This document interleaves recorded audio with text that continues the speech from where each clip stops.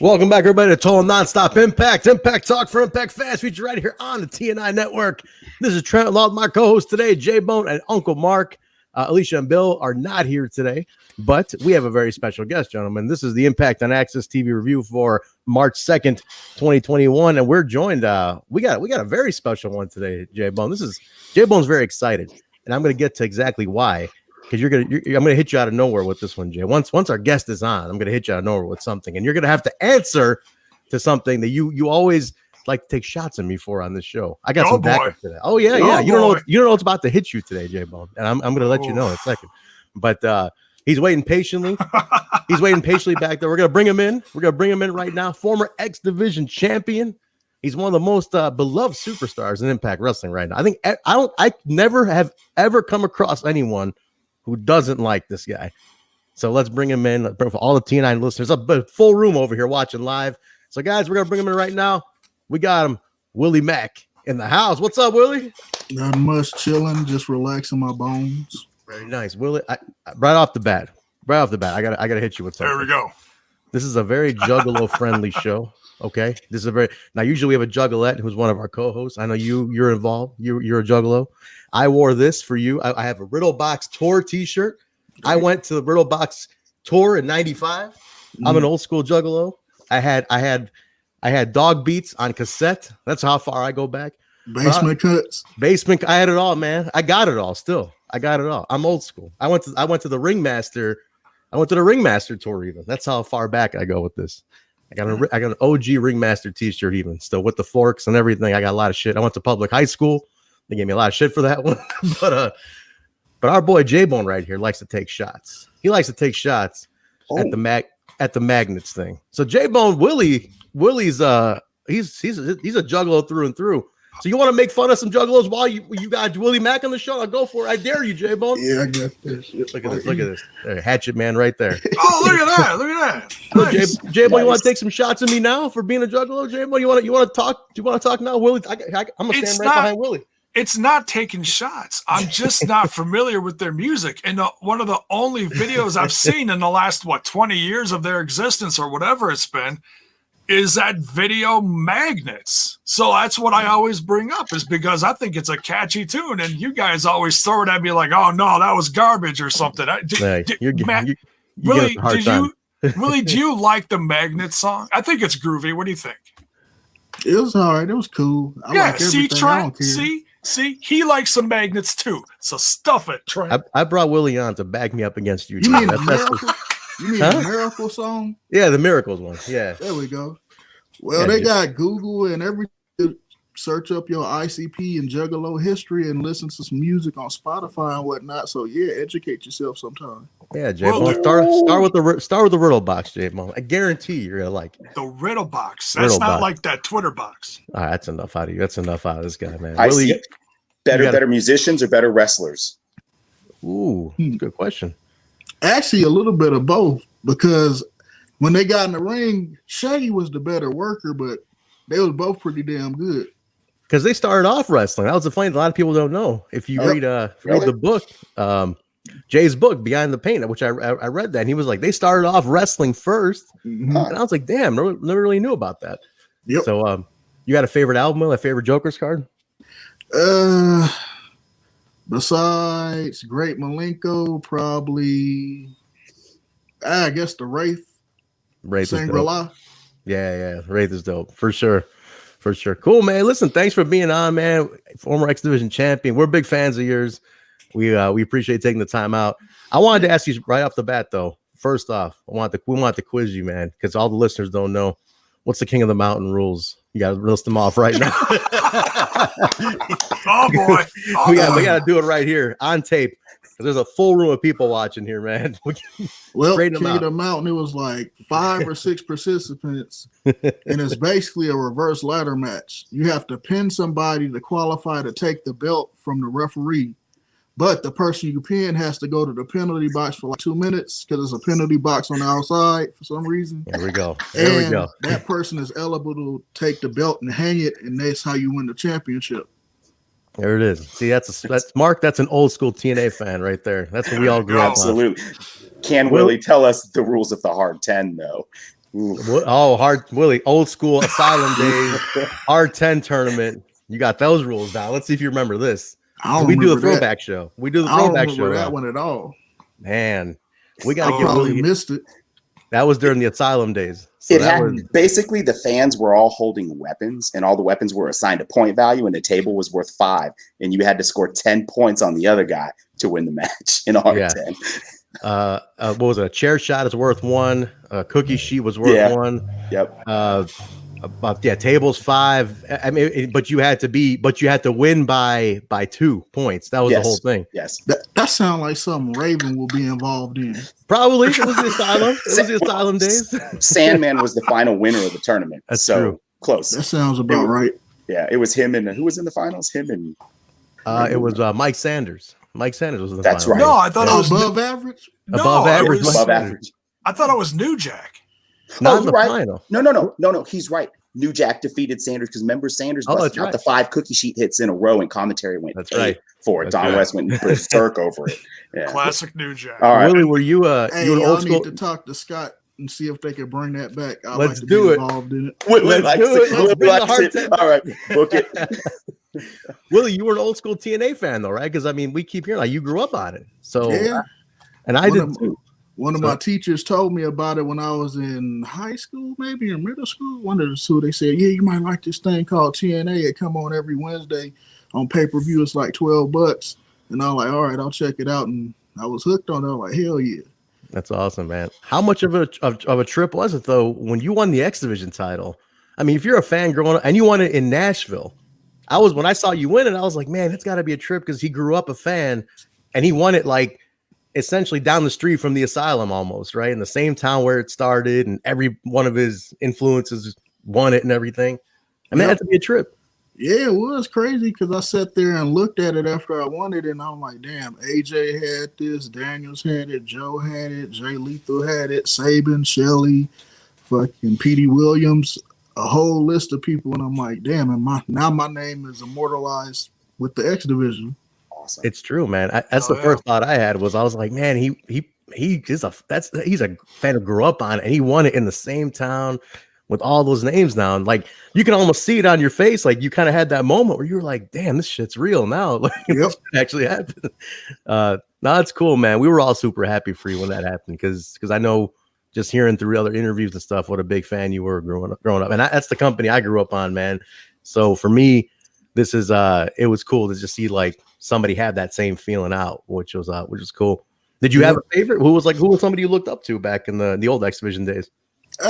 Probably Joe. Joe and Daniels was my favorites. Everybody loved AJ's ass, but Joe and Daniels, it was just something about them. Yeah, that's for sure. For sure, man.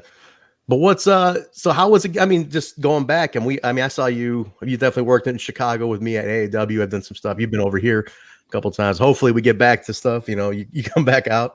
Yeah, hopefully. But you primarily started on the West Coast, right? Where'd you kind of get started? What was like the origins? I know we all know the PWG stuff, but was there any other like where'd you actually, what was the first place you started out? The first place I started training or started had my first actual match? Kind of both. Let's go with both. Well, I started out training for this company called AWS, Alternative Wrestling Show, out in the city of Industry, ran by Bart Kapitsky. Mm-hmm. And then it's a company I don't want to bring up, but I had my first actual match May 14th, 2006 with them. It was a whatever company, but hey, it was my first match, and I got to wrestle one of my homies and been doing it ever since. Cool, man. That's really cool. What was it like? AWS is where my homie used to wrestle at. Human Tornado. Yeah. Nice. Him, Scorpio Sky, and a bunch of other people came from that way, and that's where I ended up training at. That's awesome, man. That's awesome. That's good. No, so how was it kind of from the beginning to where you're at today? I mean, it's got to be a trip. How did the Impact thing come about? How did that whole story, that arc just come about? Oh, you stole it from me, Trent. Oh, I'm sorry, Jay. You were going to ask that question. My bad. I got another deep dive for you. Go ahead. Hang on to your question. I'm going to keep talking to him if you don't just jump in here. But go ahead. So I'm sorry, Willie. Well, I got lucky. It was Lucha Underground versus Impact. and it was me and Killshot versus LAX, Santana and Ortiz for the tag titles in, was it New Orleans? New Orleans, yeah. It was New Orleans, and they hit us up about it, and I was like, oh, hell yeah, Impact Wrestling, TNA, bringing back memories. Hell yeah, I want to be a part of that. Then a year goes by, and they hit me up, hey, Willie. Sanjay Dutt called me. He's like, hey, Willie, how you feel about teaming with Rich Swann at Bound for Glory 2018? And I'm like, yeah. Hell yeah, I want to do it. They're like, all right, we're going to bring you in. Then the next thing you know, hey, we want to offer you a contract. What's good? I'm like, yeah, I'm going to have to wait a minute. Oh, come on, man. We're going to give you this. And I'm like, yeah, I'll see what's up. And eventually, what's up became good, and I'm here today. There we go, man. That's awesome. Right. That's awesome. Willie worked him. I was there at Bound for Glory 18, man. I was at, and that pop was huge, man. When he came, it was like, wait, what? Like, that was cool, I didn't expect that. People loved it, man, because it was a surprise. It was fun to. People just were happy to have you there, man. Especially now you got Rich, and which I know is one of your boys. Yep. And man, but how fun is Rich, by the way, backstage? I mean, that dude's like, he is all night long, man. That guy's like a party. Hell yeah, it's awesome. Always hanging around. Me, him, always be the last ones up. We be done with the show, and it'd be like 3, 4 o'clock in the morning, or sometimes 5 o'clock in the morning. It'd be like, damn, the sun coming up. I'm like, yep, I guess we got to try to get a couple hours of sleep and do this thing again the next day. Oh, man. Love it. I love it. He's all energy, man. It's funny because you're so chill, and he's always like, just always like screaming and go moving around. It's like perfect yin and yang all the time. I love it. Yeah, I just let my stuff show up in the ring, but outside the ring, I'm relaxed as hell. Yeah, for sure. Go ahead, Jay. I know you had a question. My bad. Well, like I said, I want to do a little deep dive here, and I know a lot of fans in the U.S. got their start watching you on TV through Lucha Underground, and then that eventually transitioned into Impact Wrestling. Can you talk about how you went from the indie scene to Lucha Underground television, and that, I believe it was the first season? Well, the indie scene, I was kind of floating around everywhere doing my thing. People already knew who I was by then. And I had the thing with WWE pop up, and the NXT deal fell through because they did some crap. And then all of a sudden, I got a call from one of the producers of Lucha Underground. He was like, hey, Willie, we heard what happened with you, and we want to bring you on. That's messed up what they did. I'm like, damn, okay. At that point, I was like kind of over wrestling. I was like really, really, really like messed up in the head because like, oh, WWE, that's the place that's what I watched as a kid. And then to have them just drop me like that, I was like, oh, whatever, I'll do this Lucha Underground thing. It's brand new. I'm like, nothing really gonna happen until I got to that temple. They announced my name, and the people got crazy from that. And I was like, oh, hell yeah, this is the place I want to be. Yeah, I've been a fan since then, and you've been killing it the last between 5 and 6 years. So I've been trying shit. Thank you. Yeah, you bet, man. There was such a cult following behind that show, and I know they weren't pulling in like huge ratings, but I was one of the originators in covering that show, podcasting. And man, it was just amazing to watch. I mean, that show brought everything from crazy violence to, I mean, it really became in essence like another ECW, you know, just a different culture. It was amazing. And I like how every company, I'm talking about every company on television, took the ideas from Lucha Underground and start putting it. You ain't even seen a cinematic match before until Lucha Underground. It's like every company after that was like, oh, this is the hot new thing. You got to try it. And they took a part of it. I only watched like season 1 after the fact. I didn't watch it live. And then I'm like seeing all the cinematic stuff and just the way they would shoot the cameras and everything. I'm like, man, that literally is what everybody's doing now. They all took it, but that influence made it their own and did their thing. But it definitely has a special place in history, man. I think it was a very unique thing that happened, but that was probably good training for what you're doing now too, right? With more like a TV show than a live crowd thing. Yeah, because it was pretty much a TV. It was mini movies every week, and so I already knew what the cameras was when they do the promos or the vignettes or whatever it is. I already know what to do then, and yeah, it just goes around in a circle. Like every company you go to, they do the same thing, like vignettes, promo time, and stuff like that. So I was all like, oh, I did this already in Lucha Underground. This ain't nothing new to me. That's cool, man. That's cool. I gotta ask though, like the influence from that transitioning to like bigger TV now. You know, you got, I mean, Impact's got a worldwide presence. I mean, people don't really in the US we don't focus on it as much, but I mean, they're in over 120 countries. You know, we hear that all the time. It's in 120 countries, syndicated. It's all over the world. I mean, that's gotta feel awesome as a fan who grew up as somebody who grew up as a fan to be like, man, people are seeing me in other countries and I'm like around the world. My style is appreciated. And I got people following me on Twitter from other countries. Like, how does that feel just to become, just going from having that fan mentality, growing up, watching the company, man, like, I'm a part of this now. This is a trip. Yeah, it's crazy because when you first start coming up in wrestling, you think, oh, nobody gonna give a damn about me. Then other people from different cities, hey, we want you to come in. Other states, we want you to come in. Other countries, we want you to come over and do this. Another big company says, hey, we want to offer you a contract, and you're going to be in such and such many houses around the country or around the globe. It's like, damn, is this real life? This really happening to me out of all people? That's cool, man. What as far as like going forward, what's kind of on the plan? Like, what do you got in mind as far, you know, do you want to, I mean, what's next for you in Impact? Like, what do you want to accomplish that you haven't yet? Well, pretty much everything there is to accomplish, like world championship, the TNA title could be one, the tag titles with me and Rich. And that's one I feel has to happen, man. I was going to ask about that. Yeah, it was right there. You guys were on the verge of that. Yep. And then we all know what happened, unfortunately, Bash at the Brewery 2 here in Texas.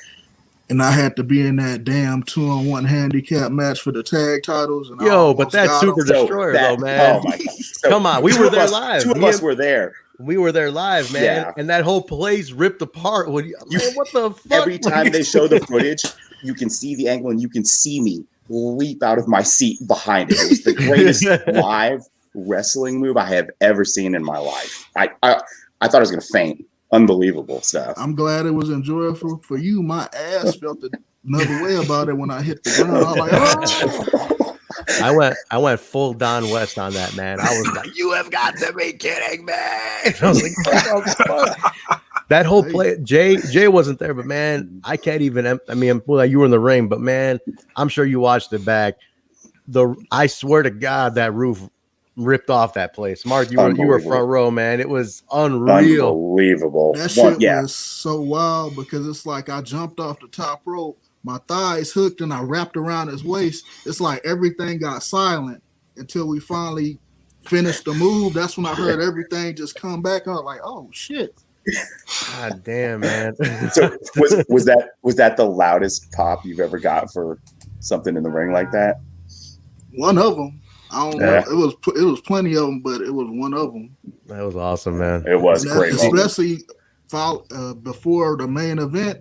It's like, damn, I didn't think they was gonna care nothing about our match, but we went out there and I guess we stole the show. I guess. Man, honestly, it's like you know the way they put Elix Skipper in the highlight reel, walking the cage. I swear, I for the modern era, I think that Destroyer is part of the modern era highlight package. Absolutely. Hey, if the production crew put that shit in, I'll be glad. Yo, Tompkins, I think Tompkins owes me a favor, man. I'm gonna call that shit. I'm like, put that right up next to Elix every time you guys do those highlights, because he's like forever immortalized with the cage walk. Well, and in this day and age, if you can make a Destroyer that memorable, that's an accomplishment. That's true. Hey. That's cool, man. No, I'm sorry. It was an unbelievable thing to see live. So hats off to you, man. Because like I still don't know how you guys made it through that. I was like, what the fuck? but no, man. We're excited. I mean, we love seeing you on, man. It was such an exciting. Your story has been so awesome too. Just like the whole Impact, even, and it's like I feel like it's just getting started. It's still in so many ways. But there's still so much to go for you in terms of your career. You're still young. But you also have been a veteran because you started in 2006, you said, right? You've been at this almost 15 years now. Coming up on 15 years. Is there anybody on the roster you haven't wrestled on the Indies or Impact? Like, is there someone you just like, man, I can't believe we haven't crossed paths yet. How are we even now in the same company? You're like, man, how has it not been booked yet? I guess it'll be. I've had a tag match or a triple threat with him, but not that legitimate one-on-one as me and Eddie Edwards. Really? Oh wow! We gotta get that happening, man. Because you almost think like when you guys are in the same company, you're like, yeah, at least at some point you cross paths. But but man, Eddie and Willie would be badass for sure. That'd be cool, man. And never on the Indies either, huh? You guys never crossed paths in the Indies or anything? Like, no, we was always in the same locker room and stuff like that, but no, nothing. What are the odds we can get the clowns in Impact in 2021? You got some hookups, Willie. Hey, it could happen because everybody knows about me being a Juggalo and they still on good terms. So all they got to do is probably make a phone call and see if they can get them down. And Rhino's good with them too. So that's true. All those Michigan guys, man. Like there's a whole cult of Michigan people in that lot. It's like Ohio cult in the Impact locker room. Then there's like the Michigan cult. Yep. Yeah, we definitely got to get that happen. But going back to the Juggalo thing, you did some of those shows at the Gathering before, right? I did the 2017 Gathering. Was that the one in Ohio? I think so, because the main event of that Stranglemania was me versus Jeff Hardy versus Congo Kong for the JCW title. God damn, what a match! Wow. The one thing I never got to, Willie, I've been a Juggalo forever, and the one thing I've never gotten to do is go to a gathering. I missed out on it. I've never gone to a gathering, man. I've been to several shows, like I said, Ringmaster Tour, like old school shit, but I just never got to a gathering. And they used to do them in Illinois too. When I'm in Chicago, they used to do them in Illinois, but it never worked out for me. Is that the Cave and Rock? Cave and Rock, that's the one, yeah. Oh, okay. It never worked out. Hopefully when stuff start back running again, you get to go, because that's a hell of an experience. Even if you ain't a Juggalo or nothing like that, just go to it and you'll be like, fuck. Yeah, this is amazing. Yes. Jaybone, I'm going to take you to this gathering one day, and you're going to see. You could try doing your magnet jokes there and see what happens to you. I'll build a treehouse on site. There we go. There's tree houses everywhere. Yeah. Dude, I'm gonna find like a magnet sweatshirt, and everybody's gonna love me. You watch. This guy, man. Marq, does Willie? I guess are you opening the door to the treehouse? Are you saying you're just offering an open door to the treehouse? Is that what you're saying to Willie right now? Willie's always welcome in the treehouse. Everybody's welcome in the treehouse. He took over the treehouse ever since the Rascals left. He's kind of got his own thing going on. Yeah, we did get a cameo from the boys tonight, on the wall. But that was cool. That was nice. Willie, can you bring back the treehouse? Can you make a push for that? Can you spearhead our charge for the treehouse? I guess so, if they let me. I'll be like, hey, nobody using it. Let me do something. Just knock on the door. Exactly. You just gotta make sure you pay the rent, because apparently they didn't pay any rent. I call that shit Willie Mack in the Chocolate Factory. There we go. All right. You heard it here first. TNI breaking news.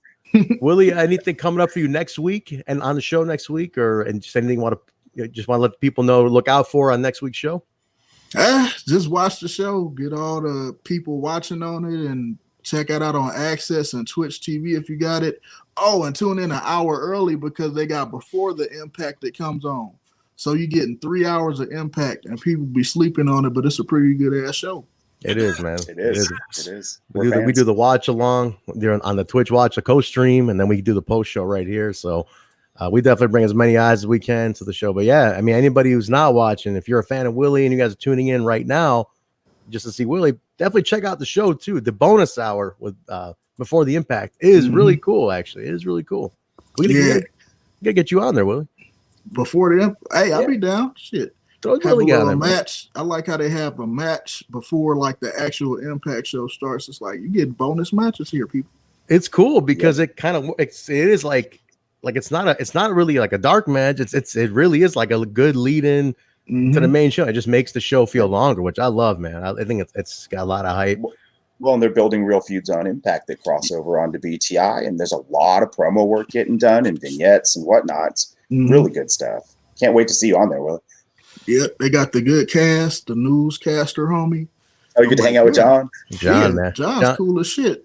He's been on the show a bunch, man. He's a good friend of ours too. He's cool as shit. Oh yeah. I told John, why don't you get John in the ring, Willie? You see how jacked John Burton is? I might, because he used to be a wrestler. Right. Yeah. Transition him out. Have John set up a little feud with John and Josh. Get Josh out of retirement and have a BTI feud where John just takes Josh out. Like, I'm sick of your jokes and all these dad jokes you're throwing at BTI. And just John Burton versus Josh Matthews, Willie Mack in John's corner. It could be like a training thing. You could like train him, like give you like punch out. You're training him, getting ready for the match. I don't know who you're looking for, man. This is the answer right here. see, Willie, every time I bring up the magnets, that's exact same look that Trent gives me every single time. What do you that fucking John Travolta look like? Awesome, man. Well, guys, definitely check out Willie. Plug your stuff, man. T-shirts, Twitter, all that stuff. Where can people follow you, connect? Where you at? Twitch, anything? All my shit's simple. Go to Willie_Mack on Twitter and Instagram. Go to my Pro Wrestling Tees to pick up my shit because I got pets to feed. And get on Impact Plus app. Get that shit and order Sacrifice on the 13th of March. The main event, Moose versus Rich Swann. TNA World Title versus the Impact World Title. There's going to be some shit going down. It's going to be cool, man. You got any pictures of that TNA belt just for like old fan style? You swipe it out of Moose's bag, like, look, I gotta get a picture with this thing, man. I do. There we go. I knew it, man. When I was down, everybody did, right? Yep. You have to. Hey, how heavy is that belt, though? By the way, it was heavier than I thought it was. It's heavy as shit. It is, man. It's heavy and it's long. It's bigger. Actually, it's an inch. It's like the metal plate is an inch smaller than the big gold belt. See, it's a giant belt, man. Like it is a huge belt. And I was like, God damn, this thing is gigantic. It was cool. It is probably my favorite TNA belt design. Not gonna lie, I do love that one a lot. Like it's big enough for heavyweights to wear. Like a biscuit to strap that bitch on and wore it. That's how long the straps is. You got any belts? You collect any of those belts like from back in the day? Like Chris Bay has got a bunch of belts, right? He's always he had some from when he was a kid and stuff. He was saying, Yeah, I got a bunch of them. I got an old ECW title, a King of the Cage title. I got the spinner belt, the world big gold belt, and the WWF light heavyweight championship because I always like those odd belts. Yeah, like the European title. Like that was such a pretty belt. Nobody had it, D'Lo made it worth something too. I wish I could find like a good mold of the old WCW Cruiser Tag Team titles. Man, remember those? Those are rare, man. Yeah. Those are the hardcore title, the WCW one. I love that one too, man. It's a rare belt, man. But there's like custom belt makers who do that stuff. They're in like Pakistan. I've seen them shits. You get them? Yeah, you get the emails too. They're like, hey, sir, do you want a belt? I can make anything. Like, like any belt you want, I got it. Like, I'll be like, I don't know about getting one. It might be laced with some shit. Yeah. They charge me extra for that, or that's free? Shit. No, man. No, I definitely. No, that's cool as shit. That's cool. Yeah. But yeah, the Pro Wrestling Tee sale starts tomorrow, right, Jaybone? Is that tomorrow or the 3rd? When does that start? Tomorrow's the 3rd. Tomorrow's 3rd, right? 20% off tomorrow, Willie. 3rd through the 8th, I believe. Okay. They sent me an email about it. I just skimmed through it. I'll post it up probably tomorrow in the morning or something. There we go, guys. 20% off. Get your shirts, Willie Mack t-shirts on Pro Wrestling Tees. They're on Shop Impact also. A bunch of us actually got your other shirt, your Shop Impact one. We were all wearing it the other day. The skull with the afro. Yeah. We were actually speaking of that. Can you teach Jaybone how to maybe get a nice little throwed out do going? Because he's been struggling with his hairstyle for years. Maybe got any advice for him to like grow something out? Maybe he can do something with that. Do you got hair on your booty cheeks? Let's not go there.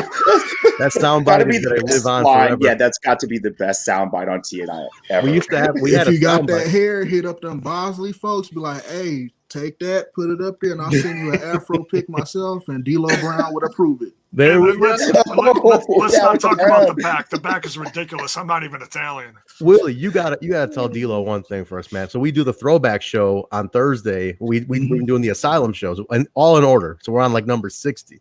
Damn. One thing, no, he doesn't talk about it enough, or people tend to forget it. D'Lo was over as fuck in the asylum, man. Yep. Crazy over. Like to the point where they were gonna riot that Jarrett beat him for he didn't. Yes, I remember that.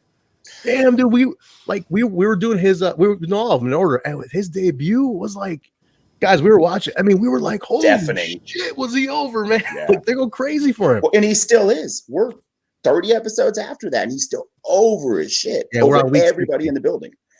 Yeah, they love him, man. You got to tell D'Lo, man. We got to do like a sit down. We got to get D'Lo on the throwback show. Yeah, tell D'Lo, hey, vouch for us. Tell him we're cool. We'll be on the throwback. We just want to talk to him about the asylum shit, man. Yeah, just hit up Ross and be like, hey, D'Lo, get your ass on the show. We got to do that, man. We got to call him that favor, man. We're gonna do that for sure. But man, you would know, dude. He was like crazy over. And ain't that around the time when they had him teaming with AJ? That's AJ right. Started using the frog splash as an that was it. Yes, that was it. That's man, it. I love this. We gotta get you to watch along on the throwback with us one day. They did 3 matches in one night. They did a submission, a regular, and a cage match in one night. AJ and D'Lo, unreal. Oh, man. It was like his best. It was like the best D'Lo match I've ever seen. It was crazy. Episode 57. He remembers that. There you go, man. See where cool. It's on Impact Plus for $7.99, man. Just why we're all watching them. Just 30-day free trial. I wish they'll bring back the TNA cage girls. Man, we love we do love Lollipop. Lollipop, man. Hey, damn, y'all remember their names? We're watching it. We're watching them right now. You should join us, Willie. Trinity, you remember Trinity? Trinity, man. Ooh, I'm falling back in love with Trinity all over again. Now, 20 years later, man, I'm about to write her a fan letter. Old school, like Trent's out of control. He's just out of control. TNA, spray some cologne on it, Trent. I'm trying it, man. I'm falling back. 20-year-old me is like coming out again, falling back in love with Trinity. I'm like, man, it's like seeing your crush walk into the room all over again. Willie's looking around. He's like, how long have I been on here? All right, man. Let a man dream, man. I just heard my phone jingle. Oh, we'll let you get to that, Will. Thanks for hanging on, man. We appreciate you coming on. Thank you, Willie. But Willie_Mack, right, on Twitter. So that guys, get with Willie, connect. The sale is on tomorrow. Pro Wrestling Tees. Are you on Twitch at all too? You do any gaming or anything? Oh yeah, Twitch is Willie Mack 87. Willie Mack 87 on Twitch. Guys, all you listeners on Twitch right now, go follow Willie right now while you're already logged into Twitch. So get on him right now. What are you playing right now, really? Anything particular? Any games? Call of Duty, fucking Overwatch. Fortnite when I want to get pissed off. There we go. Call of Duty rated M. Any Rocket League? Nah, not yet. But I have been playing Predator Warzone and Predator Hunting Ground and damn, what's the other game I just got? Fuck, I forgot it already. I've been wrestling too long. Well, do you buy games in stacks and then play one and forget about the rest? And then you're like, damn, I got all these games I forgot. I got to go back and play. Yeah, I got a fucking 2 terabyte hard drive with a bunch of games on it. So it's like, shit, what I'm gonna get? I need to send you my gamer tag. Hey, I'm on the PlayStation. I ain't on no Xbox. Xbox is for the devil people. Ooh, what's up, Mark? Shots fired. No, all right, he's gonna leave on that note. All right, yeah, all right. Willie_Mack on Twitter. Follow him. Get the merch, guys. Willie and Sacrifice is March 13th. Don't forget to tune on Impact Plus. Check it out. I'm sure Willie's gonna be up to something. So we'll see what happens, guys. There we go. All right, then. Whoop whoop. All right, whoop whoop, Willie. Thank you very much, man. We appreciate it. Thanks for having me, Willie. Appreciate it. Awesome, good stuff, man. Very cool. And he's dancing on the way out, man. Beautiful. There we go. Willie Mack, everybody. Wait, Jaybone, get your big screen out. There we go. Oh, there we are. There we go. Willie Mack. Great. Very cool, man. How cool is Willie Mack, man? Very nice. Cool. Very nice. Thank you. Very nice. Chat, everybody in the chat, don't forget. I'm gonna put his information, his gamer tag, and everything in the description of the video. So if you guys missed it, go to the description and go follow Willie, man, on Twitter, Twitch. Get his t-shirts, Shop Impact, everything's there. So go get that, and then get your Impact Plus. It's $8. Get your Impact Plus, $7.99, and get your 30-day free trial if you don't have it already. So very cool. Very cool. Thank you to Willie Mack for being on. That was really awesome. Tremendous. Yeah. Very what nice. A treat. Good guy. Very, very cool, man. Awesome. There we go. And Dave's putting it up there just so anybody who missed it. Twitch.tv/Willie Mack 87. That's the link. Thank you, Dave. And we got the soundbite, Jaybone. We're gonna clip that soundbite and we're gonna roast you like a damn marshmallow every chance we get with that soundbite for sure. What? you better make a soundbite of Call of Booty first. Call of Booty's another soundbite for sure. You Booty. got hair on your booty cheeks. That's right. It's the greatest line ever uttered on this show. That just might be. I don't think I'm ever going to live that one down. It's between that one and Goldilocks saying I looked like Robert Downey Jr. I don't know what's crazy. That was good too. I don't know which one gets you in the heart more, Jaybone. Willie Tito Ortiz to me before the show when my camera came on. He said, "Is that Tito Ortiz?" And I said, "Man, they say that in the chat too." You guys got over, man. You guys got over. Jaybone with his booty hair, and you with Tito Ortiz. Everybody's doing pretty good today. Ooh, I win that one. All right, cool. Let's we got to kick it off, guys. We got the Impact and Access TV review for March 2nd, 2021. But Jay, you got any news? You want to do your Jaybone's news? You got anything to report before we start the review? Oh man, I'm all got magnets stuck in my head now with this whole interview. I'll get something. Go ahead. You sure? You got something to report now? I got. I'm all over this. If I play the jingle, Jaybone, I mean you got to have news. So I'm saying. I got news. All right, here we go. All right, everybody, Jaybone's news. Jiminy Christmas. And now Jaybone's news. The world of Impact Wrestling. Reporting live. All the news, all the hot spots, all the rumors, all the innuendo, all the stuff you need to know by Jaybone. Searching for my fake wrestling news. You better have something good to report here, Jaybone. Good stuff. Well, you better have something good here. Well, it's if you go to where we've been telling you to go every single week now, you head over to Impact Plus, and you know what month it is, guys? What is it? It is Championship Month for the month of March on Impact Plus, and they are loading that up right now with specials. If you go there, look at this, tons of this stuff. The Legends, World Title matches. You got TNA Epics highlighted here.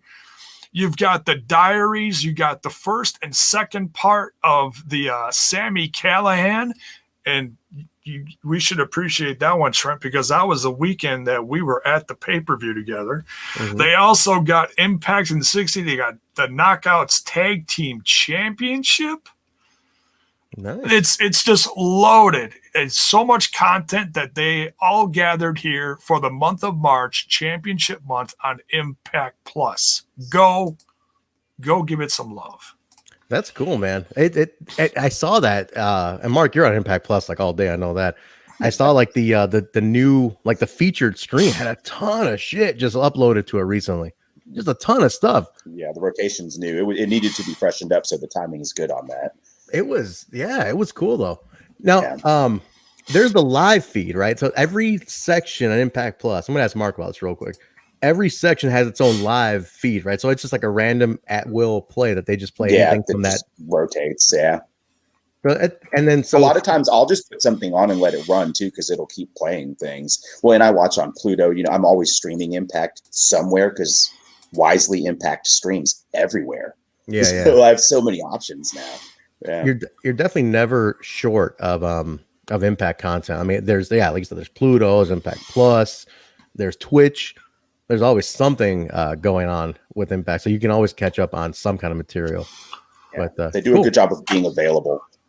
Yeah, no doubt. What else you got, Jaybone? Now, speaking of Championship Month in March, they've got a poll in the news section. You can vote now on the best tag team title match in Impact history. And they got a whole slew of Impact Wrestling. It would take me all night to list all these off. I'll just read a couple of them here. We got America's Most Wanted versus the Disciples of the New Church from number 27. Hey, from not too long ago. We reviewed that one for sure. Yeah. In fact, they got a few Asylum ones in here. We got Jerry Lynn and Amazing Red versus Triple X number 41. That was great. America's Most Wanted versus Triple X Steel Cage number 51. And they got so many more in here. Go check it out, and you can vote for 3 of them, and then they'll compile them. And I don't know when they're gonna. They'll probably do it by the end of the month. What's that? Where's the vote? Where do you vote for it? Go in the news section of ImpactWrestling.com. Got it. Okay. And it says vote now for the best tag team title match in Impact history. It's all part of Championship Month. Nice. That's cool. What else here? We got they uploaded Sami Callihan's new theme and entrance video to the YouTube. Great, that's good stuff right there. Nice. It's been interesting watching him evolve over the last few years on Impact Wrestling. They also updated the card in the event section to Impact Wrestling for Sacrifice coming up March 13th. Let's run down the card. We got the headliner for the Impact World title, Rich Swann versus Moose. Man, I can't believe that's going to be one of the match of the year candidates. I know it is. We got the Knockouts tag titles, Faya and Flava versus Jordan and Jazz. Can't wait for that. But the way tonight went, I'm starting to wonder if they might be adding to that match by the time the event goes off. You could be, man. There's something happening for sure. Because they added to that 3-way tonight.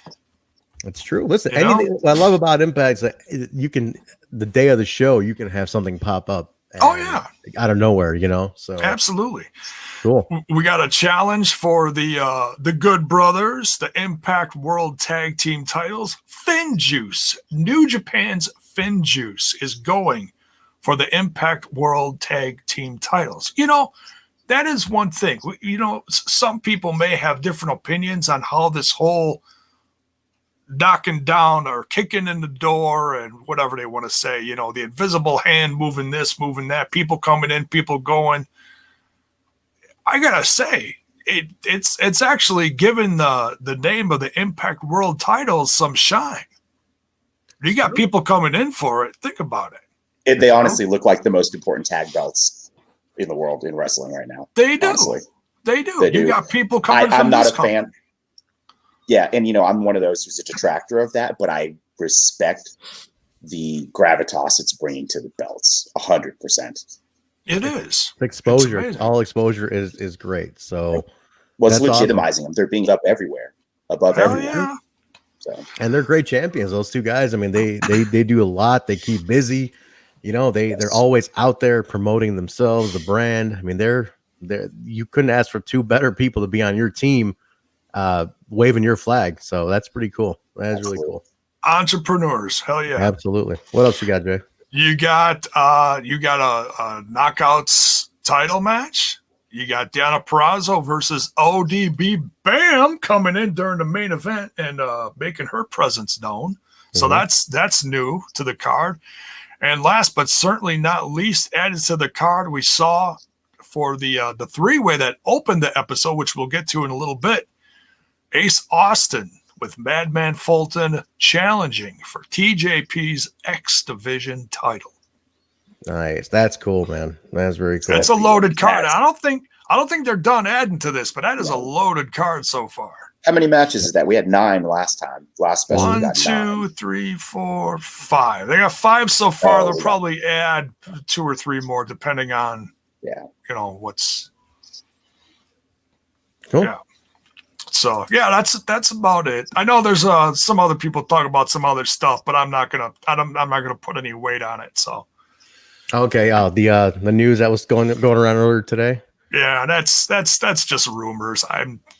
It's like me saying, oh, by the way, Impact is going to show up on Fridays now. Yeah, okay. Just who am I? Just making up stuff. No, wait till something drops. Wait till something drops. Tiny bit of real news. Rohit Raju, the Flex Division champion, the Daisy Hitman, the official superstar of the Total Nonstop Impact podcast. My favorite person to take a photo with and get in trouble about. Trent Zuberi's favorite person to take a photo with when he shouldn't be fucking taking photos. That's now me. has his own shirt on Shop Impact. Finally. Oh, thank you. Thank you, Finally. Shop Impact. Thank you very much. Who has ordered get that it. shirt so far? Let me sound off in the chat, in the live chat, everybody who has got their order. He finally got a shirt. Good for him, man. Trent ordered one for himself and all the neighbors around him that he doesn't like. One for each day of the week, and then 2 for Sunday, just so I can change, into that's my Sunday best to go to church in, and then my relaxed shirt. So I got 8 of them. Well, there you go. I'll order. All on their way. But cool, man. Awesome. Let's get into any other news. No, that's it, man. All right, let's kick it off. Let's talk BTI real quick. BTI on Access TV. The match featured on BTI was Rohit. Speaking of Rohit, taking on James Storm, Shera in Rohit's corner, and Sabin in Storm's corner. So, Marq, take this. You were talking how it's an Impact story carrying the BTI, giving that Joe some rub. Yeah, I love that. I love that the Big Show is giving the lead-in show that rub. So this started out, originally in the bar sequence where we had Storm hit Rohit with the beer bottle, which led to the scene in Swingers Palace where the match was made. Right, Rohit showed up, had the big old style ice bag over his head, which led us to our match on BTI. The thing I really like about this is we saw these guys promo on BTI last week, both of them and during this show. BTI is being used as a really nice vehicle for getting a lot of people camera time. We're getting tons of vignettes and promos. I mean, I wrote them all down. There's like 10 different people who got camera time on this show. That's fantastic. On BTI. Fantastic. Like, I mean, you had Moose and Jake recap. You had, Ace and Bay arrived. You had all those guys talk to Kay, had a promo. Heat was backstage. Storm was backstage. So much going on leading to the match. And then you get, previously with Explosion, rest in peace, we complain about the content only being one match. Mm-hmm. On BTI, it feels different, though. That one match at the end is getting, the same amount of time an Explosion match would generally get, 10 to 12 minutes, but it feels like it's peaking leading into the main show. And they go right into the main show, and they're kicking off with Hot X Division matches now every week. It's a perfect combination leading into the show. Just great stuff from BTI. It's a great show. It's a great extra hour. Like you said, 10 people got camera time on this. I think this experiment is really successful so far. The show charted on its debut, and it's next weekend. It's already been charting on the top shows of the night.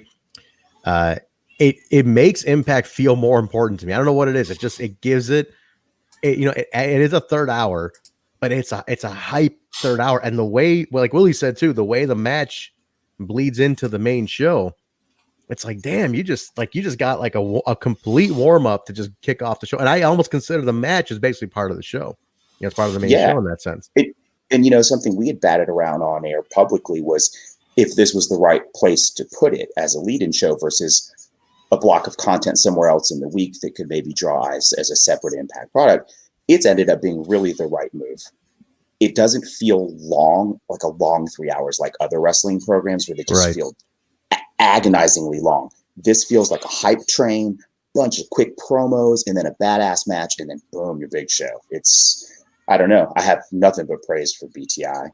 Yeah, it's cool, man. It is a really, really cool show, and I'm happy we got it. And the whole thing is considered it's been a bangorama. Absolutely. Ace Austin was on there on BTI today. He was he cut a nice little promo. That's pretty cool. But no, awesome stuff. Did you see what his just I don't know what he's just a monster. Fulton. Did you see what Fulton did to the cameraman? He threatened the cameraman. I saw that. he lifted him up so he was level with Fulton, and he was looking down on Ace. I was like, oh my God, things are getting crazy. That's cool. That's all. No, can we get Fulton in a match? Can we get Fulton in the ring, please? He has not been in a match in a while, huh? Yeah, been a long time. It's been a bit. I did like Ace's tweet afterwards. He tweeted, he's like, I just made my BTI debut. Where's Gia Miller? I was like, oh, look at this guy. Look at this guy. Hey, happy birthday to Ace Austin, and happy early birthday to Gia Miller. Exactly. And happy birthday today to Neil Dashwood. How about that? That's her birthday today. So happy birthday to Neil Dashwood. Some Impact birthdays. Yeah. Ace Austin, the amount he's accomplished by 24 is amazing to me. Crazy. Good match though. Rohit and James. I don't think it's over. I think the feud is going to continue. You got some Shera interference. You know, he was getting involved, some shenanigans back and forth. But James does get the win on this one with the Storm also. Oh, sorry. No, go ahead. Just with the last call, super kick. Go ahead. Storm tweeted at Shera that he's going to kick the shit out of him next week or like later. So I think we're definitely going to see a continuation of this story. Poor Shera. He just got back. You know, he just got back. He's being forced into doing these things for Rohit, and you know, he's getting himself in the middle of this shit. Isn't Odark because he's also owes my money? Still don't know what it means. Still don't to this day. I can't figure it out. Doesn't matter. But no, it's a good match. It's a really solid match. If you missed it, I think it's up already. I think are they still cross-posting BTI? Is it going to YouTube, or are they just keeping it to Access now? I think it's on YouTube. I'll check right now. Yeah, check if it's on YouTube. If you guys have missed BTI, make it a point. Send your DVRs if you can't watch BTI, but you know, if you weren't budgeted for that extra hour, start recording it because it is worth watching. It is a fun show to watch. It's a real good hype show. You got the Iceman on there. You got all sorts of little segments. You got the social media breakdown going on. It's a nice hype up for the show. It really gets you ready for Impact. So we'll see. So yeah, definitely make it a point to tune into that, or like I said, set your DVRs. It is up. It looks like they play it on Facebook too, which is nice. Oh, nice. So yeah, no excuse to cover everything. There you go. That's one thing I keep in mind, guys. Like the Impact numbers aren't just restricted to the TV, right? And I mean, they really utilize social media a lot. Like the clips are up immediately. Like Garrett he has the clips up immediately on social media. Like you can follow the show along really nicely on social media too. So, but I mean, obviously we encourage people to tune into the show on Access or Twitch, but if you are just doing socials, you can stay up to date with the product very easily. They're great about doing that though. Mark, they're like clips are up, photos are in, like there's content all the time. There's even Garrett will drop like little pieces of history, like behind the scenes stuff that's really interesting too. So I love that. He's like an encyclopedia.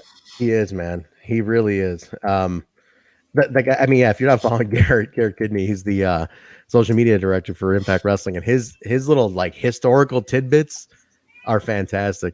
Yeah. I gotta say though, he is so amazingly savage sometimes. The Lashley. This like Lashley wins the belt yesterday on Raw, and like within a minute, he had a compilation of all Lashley's title wins in Impact Wrestling. And I was just gonna say that. Yeah, he dropped that real quick. It was brilliant. Absolutely. I mean, it was like you're like, God damn, how the hell did he do it so fast? That was funny. I loved it though. I mean, congratulations. He must have known something.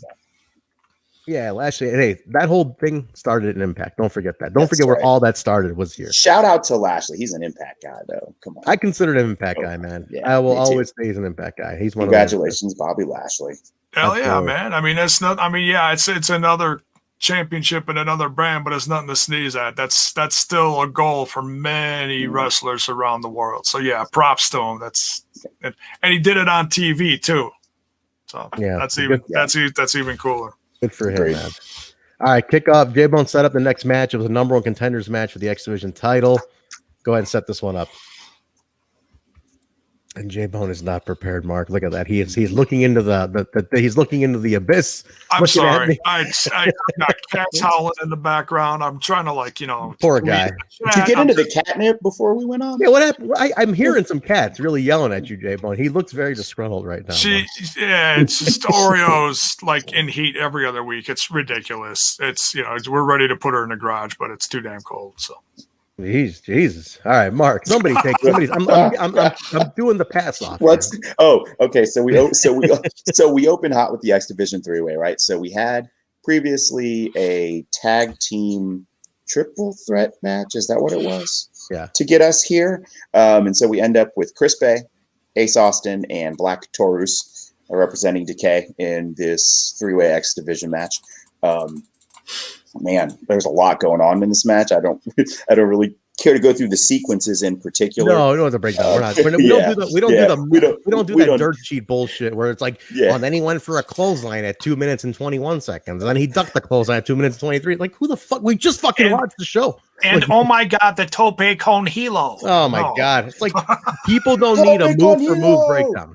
So any podcasts who do that, fuck that, man. Go ahead. All right, cool. Well, I'm not going to do that. What I'm going to say is that I'm going to go back again and I'm not going to slight anyone that wasn't signed. I wish Impact could have signed everybody.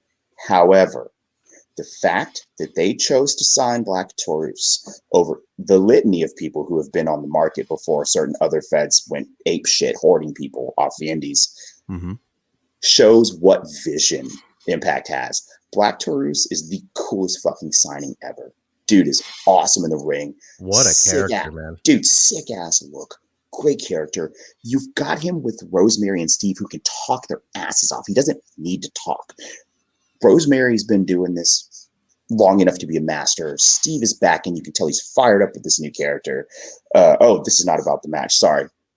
But I'm all about Black Taurus. And I love Ace Austin. I want to see Ace be the youngest Impact World Champion ever this year. I love Chris Bay. The dude has proven his worth, and I'm so glad he chose to come to Impact. But Black Taurus is another level of an attraction. You can't watch another promotion and find Black Taurus. I can find a dozen 120-pound indie dudes and sign them tomorrow and put them in a match. There's only one Black Taurus, and I'm so glad he's here. That's my take. The guy was on fire in this match. His athleticism is through the roof. He's awesome, dude. He awesome. Is. What I mean, it's like you can't even tell where the mask ends and the face starts. Like I see that guy and I get in. I'm in. I'm all in on that character. I'm like, man, that's it. Like there's no human behind this. That's the guy. That's the dude. You're completely immersed in the character every time he's on screen. I almost said that's how good this character is. The chat wants to make sure. So you do like Taurus, right? That's what they're asking. After that, are you sure you like him, Mark? Are you positive? Because he's like, I haven't felt this way about a new signing since Joe Doring. That's like 6 months ago or some shit. That's a long time, man. Come on, you guys know me. Joe Doring. I get excited. I get excited about these people, man. Mark's feeling happy. He's the opening match of the show, and it was already cocktail hour, brother. Doing pretty good. I don't even drink, man. Come on. Strictly triage. No, this is a great match. Ace does win, and he's the number one contender. So Ace, it's been a bangorama. Total bangorama. After all that, kind of like we were wondering what they're gonna do with Ace. He still hasn't used the trophy yet. He got the number one contendership without cashing the trophy in, right? So he still got the call. He still got the trophy from Genesis. Yeah. So still hanging on to it. So he's still got that, but he's already the number one contender without that. That's the thing to keep in mind here. Oh man, this is a perfect time for Option C, right? He's got the trophy. He wins the X title. He combines them like Voltron and says Option C and takes it off whoever's got it. Ace Austin. If this TNA title is sticking around in some way, like it's moves for if he relinquishes it, I don't know. If they're unifying it, that's off the table. But if he relinquishes this and it becomes a TNA title, then it becomes another belt in the company. That opens up a whole new door for stuff here. So I don't know. I mean, consider keep that on the back burner. Things could happen with that too. I don't know. I'm just putting that out there. But we'll see. Ace is a gem, man. The guy, he's just to me one of the most premier athletes and performers in the business today. Great all around on the mic, performance. He just has it. So he's the guy. He's going in number one contender for the X Division title. You know, Fulton did get involved. Let's not leave that out though. Fulton had a hand in all this, huh, Mark? Yeah, I would love to see Fulton have a hand in the ring a little bit more. It's great to have him at ringside. I like that Fulton's back into the fold in the mix. But we haven't seen him in action a lot. Maybe after Ace takes this X title back, we'll see what they can move Fulton onto, right? Because he's here to support this run, I think. I mean, we had them as a tag team, and then whatever happened. They were off TV for a bit, and they came back kind of repackaged and stronger, better than they were before. Oh, yeah. True. So we'll see. I'm curious what the Fulton deal is. Is he strictly going bodyguard? role right now until Ace kind of maybe gets the title back or whatever. So we'll see. I'm wondering where they put Fulton, but we'll just be. I think patience is the key on that one. We go backstage. It's Gia Miller hanging out with Jazz and Jordan, and they're talking about being number one contenders for the tag team title, knockouts tag team titles, and they're saying we know it's Deanna who took out ODB. So as they're talking, Kiera and Tasha come in. They want a match against Deanna to be against triple. Or they want it to become a triple threat for later tonight. And I'm sorry. They come in, start talking shit. Jordan instigates a triple threat, and then Kiera and Tasha are not happy about that. So we're getting that triple threat tease right there, and then they make it official later on. So I like it. We love Kiera and Tasha. They're shit stirrers. They come in talking their smack. You know, what the fuck? Yeah, we got you. I cannot get enough of their shit talking, like just that high pitch shit talking constantly, and it's just like a motor. They just keep going. There we go. I got to fill in for Bill. There we go. Yeah, Bill is not here. Bill's on the road. I got you, Bill. Bill jumped it on the watch on for a little bit, huh, Jay? Yeah. Right before his event started, and then right during the main event, right when he got in his car. So yeah, he kind of bookend the 3 hours. Where is he on a Tuesday night? Who's running a show on a Tuesday night? Yeah, he went to like 5 shows today. The guy's crazy. Who's running tonight? Like, what is even happening right now? He said it was a smaller indie, but Front Row Dave was with him too. So there was both those guys in the front row just raising hell. Oh, and he said he's gonna drop give me the link for it later, but he said it's on Twitch if you want to watch it. So I don't know. He's gonna send it to me later. I didn't catch what it was. Gotcha. Wherever he was tonight, it was on Twitch. Gotcha. Cool. We go next. We got the notes I have here have a funny anecdote about this next segment. It was Brian Myers comes in kind of friendly. What I've written down here is Ned Flanders friendly, just like really like heidi ho neighbor, Matt Cardona, always ready. Like Cardona's got he's selling this too, by the way. Cardona's got a referee always ready Matt Cardona t-shirt, which is on sale right now too, by the way. So branding, a ref one too? A ref one. He's selling a referee version of that shirt. He is always ready with the merch. Wait, is it a regular tee or is it sleeveless like you wore tonight? It's sleeveless. I believe it's sleeveless. What he wore tonight was sleeveless. You gotta show the guns, man. Come on, Jaybone. Let's get you some of those. Show those guns. Look at that, huh? Jaybone. Oh no, it has sleeves. It has sleeves. You can cut them off, Jaybone. Yeah, it says I'm here on the front, and then it says always ready on the back. I don't want to. This is my walking weapon shirt. I'm not cutting the sleeves off of this. No. Yeah, come on, man. Oh, no Josh tonight. Come on, man. All right, come on, man. I just got this. It's nice. He was talking about just calling the match straight down the middle. Just stay. Come on. He's like, help me out. Are you gonna help me out a little bit? We're boys. He's like, I'm gonna call the match straight down the middle. So I do like this. I love this part.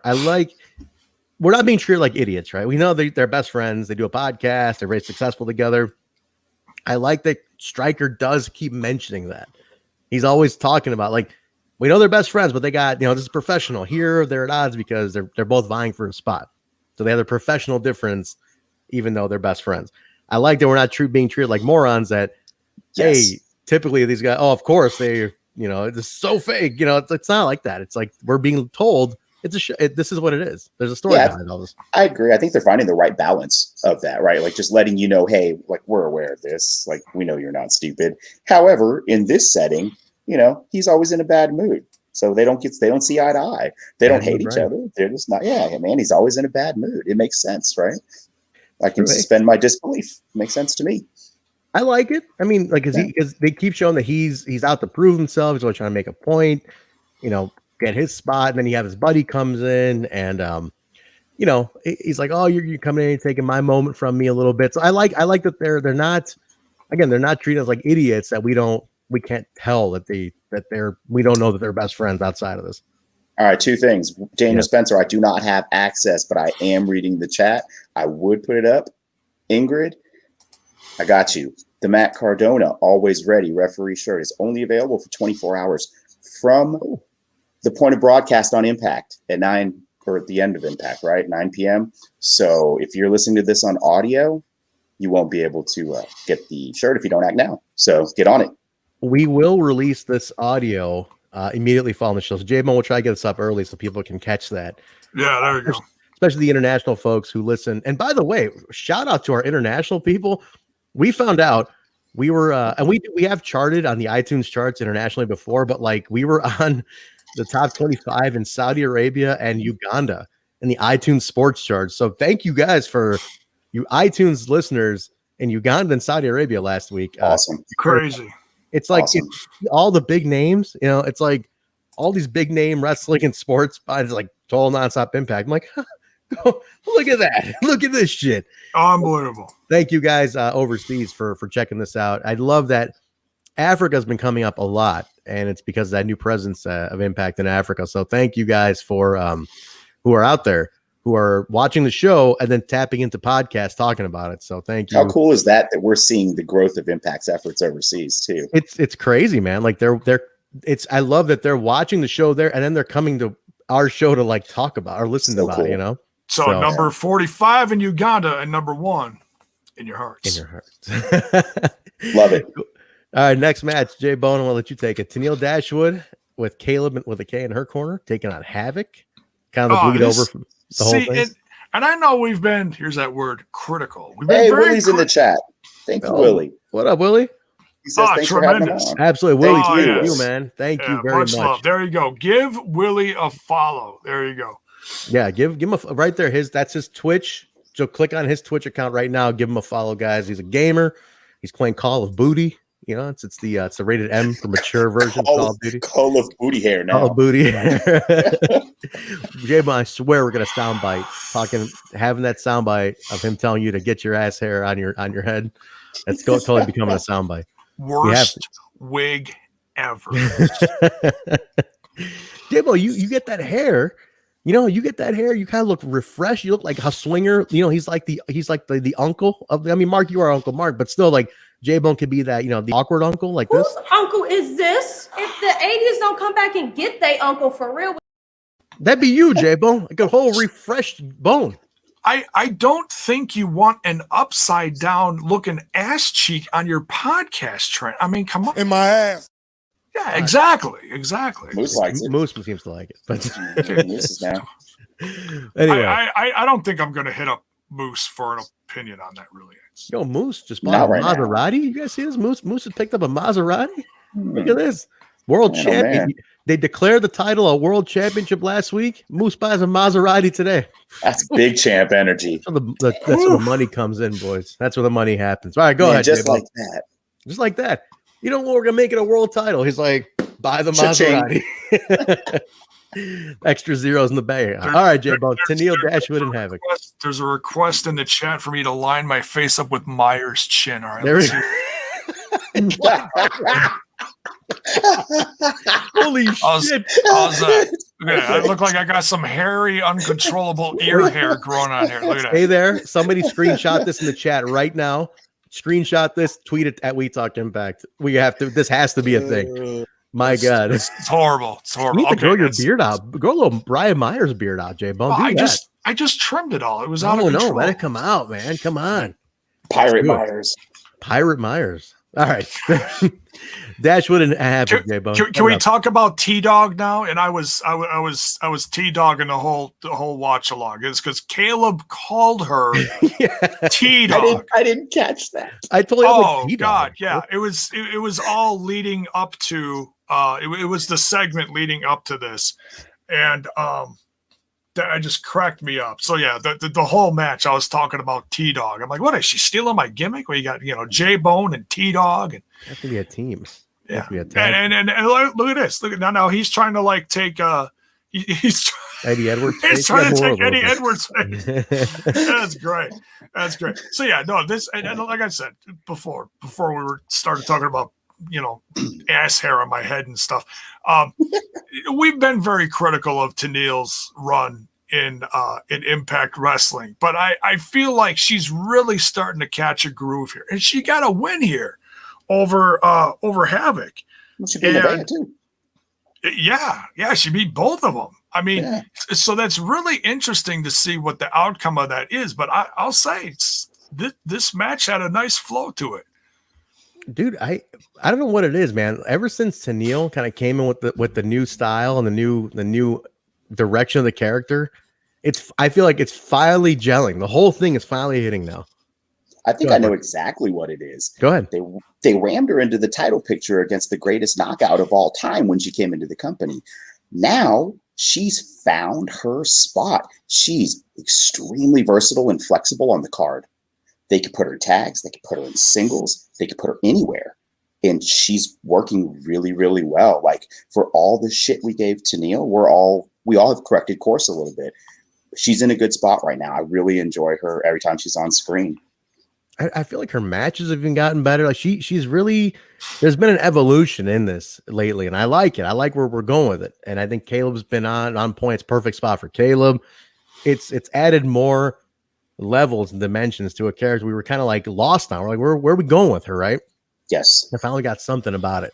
And I think they're gonna continue to build on it, which is cool. But yeah. And she got so Ingrid here says he's been calling her T-Dog since they got together. Am I just noticing this now? Does anybody else notice? I totally missed it. If that's what happened, I just noticed it today as well. Because I know I don't catch stuff immediately. I know I'm a little slow at times. It's just like I'm gonna check out Spotify after this, and I'm gonna go check out some Juggalo music. Stop, Jaybone. Don't say it. Don't do that, please. I don't think it's gonna work out for you. I feel like Jaybone's gonna come to the show next week and be like, "Hey guys, whoop whoop, let's all be down with the clown, whoop whoop," and I'll be like, "Shut the fuck up, Jaybone. Cut his mic permanently." I'm gonna show up with my Juggalo magnet sweatshirt. Dude, Zach Morris him. Yeah, Trent. You know what, Jaybone? That definitely. Give me access to that button. I would have to give you access to that button, but Jaybone, for you. Yeah, this is horrible. Yeah, terrible. All right. After the match, so Tenille does win. Afterwards, they start to beat down Havoc a bit more when Nevaeh comes out, makes the save. So now I'm questioning something here. The whole thing with them kind of falling apart, drifting apart, Iceman saying that they were, well, he didn't say them, but he was alluding to a tag team falling apart. These two were splitting. Nevaeh does come out to save her, and they kind of hug it out at the end. So my question now is, are we kind of ditching that whole split? Are we going back to them being a team? Because I feel like they never got their full run as a team. They got the shot at Knockouts tag belts, and then it was done, and then they never got to redo it. So I still want them to be in that contention, because again, we still need more Knockouts tag teams. This needs to be a regularly contended thing. Go ahead, Mark. They did a good job, though, of tying in that third team with Jordan and Jazz, so we know where we're going, at least with those belts for now. I agree that we don't have a lot on the horizon, but at least they kind of interwove all those stories again so that it realistically makes sense to pivot in any direction. Typical Impact, right? Leaving it kind of open no matter what happens, which is smart. It's a good way to do it. Yes. So we have some, I like it. You're right. Cause there is a couple directions you can go into. So we have at least some, it's open enough that we're not stuck. That's the worst thing you can do in a storyline is be stuck. So we're not stuck in any way right now, which is the best part.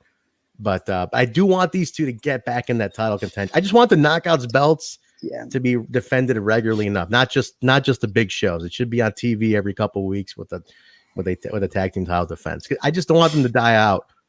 Keep them in rotation for sure. Especially because it's a new. We want a new belts. We got more belts, so let's keep them out there.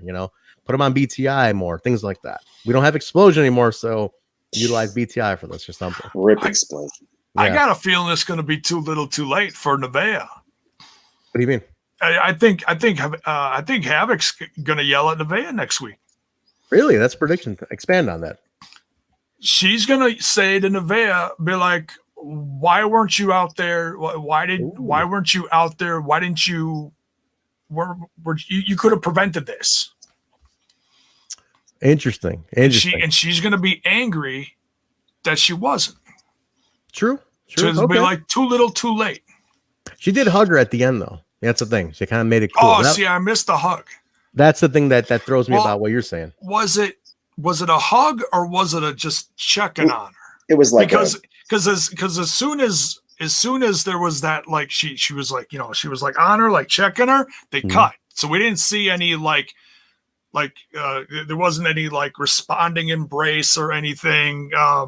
They cut it too quick. So we don't know how Havoc is actually going to respond to it till next week. But I don't think Havoc is going to respond in kind. I think it's going to be a bit of a FU.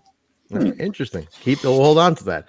And then Bill's Beard in the chat did point out something that I thought I heard too. Nevaeh has new music, solo music now. Yeah. So that's cool. So let's keep that up. So they'll probably release that because Garrett's awesome about putting those out when those are up and loaded. So keep an eye. It was actually a pretty cool song. But her having her own music, we think it's solo, or she just has it anyway, or who knows? Like, a lot of places we can go with this one. I just want them to get that tag belt run at some point, get into that mix. But Critical Sting saying she always had solo music, so I guess she always did have it. I got so used to her coming out to the other one. Yeah. Well, we know Critical Sting's not wrong, so not about this at least. At least, yeah. Trivia master over here. Next segment was super cool. Yes. I see you at the school at Trey Miguel Skull and Bones wrestling school. This was a very cool segment. It was a nice long segment, but it's Sami kind of antagonizing Trey at the school. He's in the lobbies, like picking off stuff. There was a Rascals mention, Mark, in there. They showed the Rascals. They showed a painting of the Rascals on the wall that Sami took down. I happen to have been in the treehouse watching on an iPad at this moment in time, and I threw it up for the Rascals, man, because Sami was shitting on Trey, telling him that the Rascals left his ass. Like, there was some good stuff from Sami. Well, we know he's like the best heel in the business, and this was full on Sami Callihan, like shoot work, using real life to really fuel Trey. Man, this was a great piece. I liked this a lot. Yeah, just true. Very emotional, had a lot of people from Trey's past. We've seen these kinds of things done before. It's about how you do it, and everything they do with the ICU angle and with Sami right now is from a production standpoint, tops, like absolute tops in my opinion. And this was just another good example. I love it. I do want the ICU. When he really started, before he revealed it was him, he has the ICU Twitter account, and it would release other footage, like extra stuff, like behind the scenes, kind of creepy creeper cam. Yep. I don't want that to go away. Like, that stuff is cool. Like, we know it's Sami, but it's like I just want that to stay around in some fashion, because it just adds another layer of stuff. Yeah. Especially if they're keeping the ICU brand out there, right? Like, let's keep pumping that out there in some sense. But now it's cool, man. He had good. Oh, I was just going to say it's a great merch opportunity too. I don't know the numbers, but I would assume ICU merch, good stuff. It is cool. Like, I have an ICU t-shirt. I think it's great. He goes into the office. He kind of pushes one of the office guys, and he's like, "Where's Trey?" He's like, "It's Tuesday. It's the tapings." He's like, basically, the guy looked at him, was like, "Why aren't you? Why aren't you there?" So he like shoves that guy. Then he goes into the actual like school portion, and there's a class going on. He's kind of antagonizing some of the students. He gets in the ring with I guess is like the head trainer. I don't know who that was though. I'm guessing it's his head trainer. Anyway, in the chat, it said CK3, and then someone in the chat said Conrad something the third. Was that Conrad Kennedy the third? Yeah, Holy that's shit. that's. Oh man, I have not seen that guy. So he's a former AAW tag team champion. And when I was doing the history post for AAW, he came up. I don't remember him whatsoever from the old days. And he won the tag team titles at AAW with Crotch, who was a big Midwest guy. But apparently when I put that picture up, Benjamin Boone, another indie guy, was like, "Oh, I just showed CK this photo." And he loved it. He was like, "Oh my God, I can't believe you guys remembered me and put my photo out again." And I was like, "Oh man, is he on Twitter?" He's like not online anymore. And so he's kind of just off the grid. But that's crazy. He looks so different. That is Conrad Kennedy. So he's the trainer there? Is that what they were saying? Is he the head trainer at the school? Mm-hmm. Or he was Trey's trainer? I guess. Or is he I don't know. I'd love to find out more information, because that's really, really cool. He was a fixture at AAW in the early days, man. So that's really, he's been so off the grid, and like nobody knew where he was. At least here, Chicago folks didn't know where he was. So that's really neat if that was him. Ingrid says it's his school. It's his school. Shit, I didn't even know that. Wow. Yeah. That's really interesting to know. So awesome. Awesome. Really cool to know. I'm going to definitely pass that word on to folks here because they were wondering what happened to him. But yeah, he goes, he takes out CK3, just like takes him out. And then he's kind of taking everybody out. And then a student comes in and he kind of faces off, tries to stop Sami, and Sami kind of stops him and he addresses him. He's like, "You're Sam Beal, aren't you?" And he's like, "Come on, like come with me." Kind of ropes him into his plan. Now, I like Sam Beal. I just worked with this kid like a few months ago, before everything shut back down. We had him come into AAW. He came in with Trey, and he cuts a great promo. This kid is something. There's something cool about this guy. I liked him immediately. So I popped when I saw him. Like, holy shit, that's Sam. He's a rookie. He hasn't been around long at all. So I hope something comes of it. So keep your eye on that kid. He can talk. He's really, really cool. So that's scoop him up fast right now. Yeah, I mean, if there's direct work with the school, if there's some connection to the school, and you're getting a feeder here in this way, absolutely capitalize. But Sam Beal is a really interesting talent. I would recommend everybody get to know him. He's got something special from what I saw already. So he's very young, lot to go, but get on it. Try to follow him. I'm assuming he's going to be around some more after Sammy brought him in. So, but that was a good segment, huh, Mark? It was like again furthering the storyline in a different kind of way, cinematic. Very much so. Very much. I like what we're seeing with Sami Callihan. We haven't seen Sami in the ring a lot. We haven't. They've been really developing this character and putting a lot of work into redefining Sami. Honestly, he's a lot more polished since COVID, right? Like we're not seeing the spitting, and his whole image has cleaned up for a Sami Callihan death machine image to a point where he's more of like a cerebral, behind the scenes, like mad genius versus he used to be the guy that would come out and hit you in the eye with a baseball bat, right? I think spitting would not be looked upon really well right now. Look at this dumbass. Yeah, exactly. People would not take to somebody spitting right now too well. No, but I feel you're gonna spit during this shit. I feel like that's a direct result, though, right, of the evolution of his character that we're seeing and how much we're seeing. We all know he's great, but damn, what he's doing right now is really great. The only thing you can do now is spit fire promos. Or fireballs in the ring. True. He's great, man. He's constantly evolving. What I love about Sami Callihan, new gear, new look, changes the way he combs his hair, cuts his hair, sets up a new song, video. Like he's a constantly evolving guy because his mind's always moving. He's a creative dude. And I love that because I think he gets it. I think he said it before. He's like I'm a 5'8" white guy from Ohio. Like I have to keep this character. I have to keep evolving this because he said it. I'm not 6 feet tall. I'm not some giant muscle dude. Like, so what's his talent? Like his talent is the character, the look, the way he speaks. Like it's such an evolution. I mean, he'll add little pieces of new gear, new pants one week, add a new jacket, sunglasses. Like I said, the way he combs his hair, like he's one of the most fascinating characters to me because he's never satisfied being where he is. That's something I love. Like if you just see, it's the lesson for young wrestlers, like take a look. This is how you progress your career is by constantly evolving all the time. And I'll give you a weird comparison too. It reminds me, he's so meticulous, detail to detail, in the ring, out of the ring with his character. It reminds me of Bret Hart, the way everything had to be perfect. Man. It feels like everything is perfect with Sam, just like it was with Bret. Yeah, it's another level of art. Exactly. No, it's really cool. So this was a really good segment. I like how they furthered everything. This was a very. I just love the build, and I'm more excited for the match now than I was a week ago, even. So. The eventual match, I should say. We go to Swingers Palace. Jaybone, I've heard you've had very bad luck at the casino in your lifetime. I heard you've had to mortgage your house, refinance a few times. You've lost your car. I mean, you can relate to what's going on here. They kicked me out of the bingo hall. I've had such bad luck. Poor guy, Jaybone. And that wasn't even an ECW event. Yikes! I could file an injunction. Somebody shit on you, Jaybone. Really, you gotta cut you out. All right, set this up, Jay. Swingers Palace, Swingers Casino. So Swingers Palace is in full effect. We got TJP hanging out at the tables, and he's making bank. This is hilarious. This part was absolutely hilarious. So he bet Bravo that Ace Austin would come up to him and ask a number of things, and every time something, promo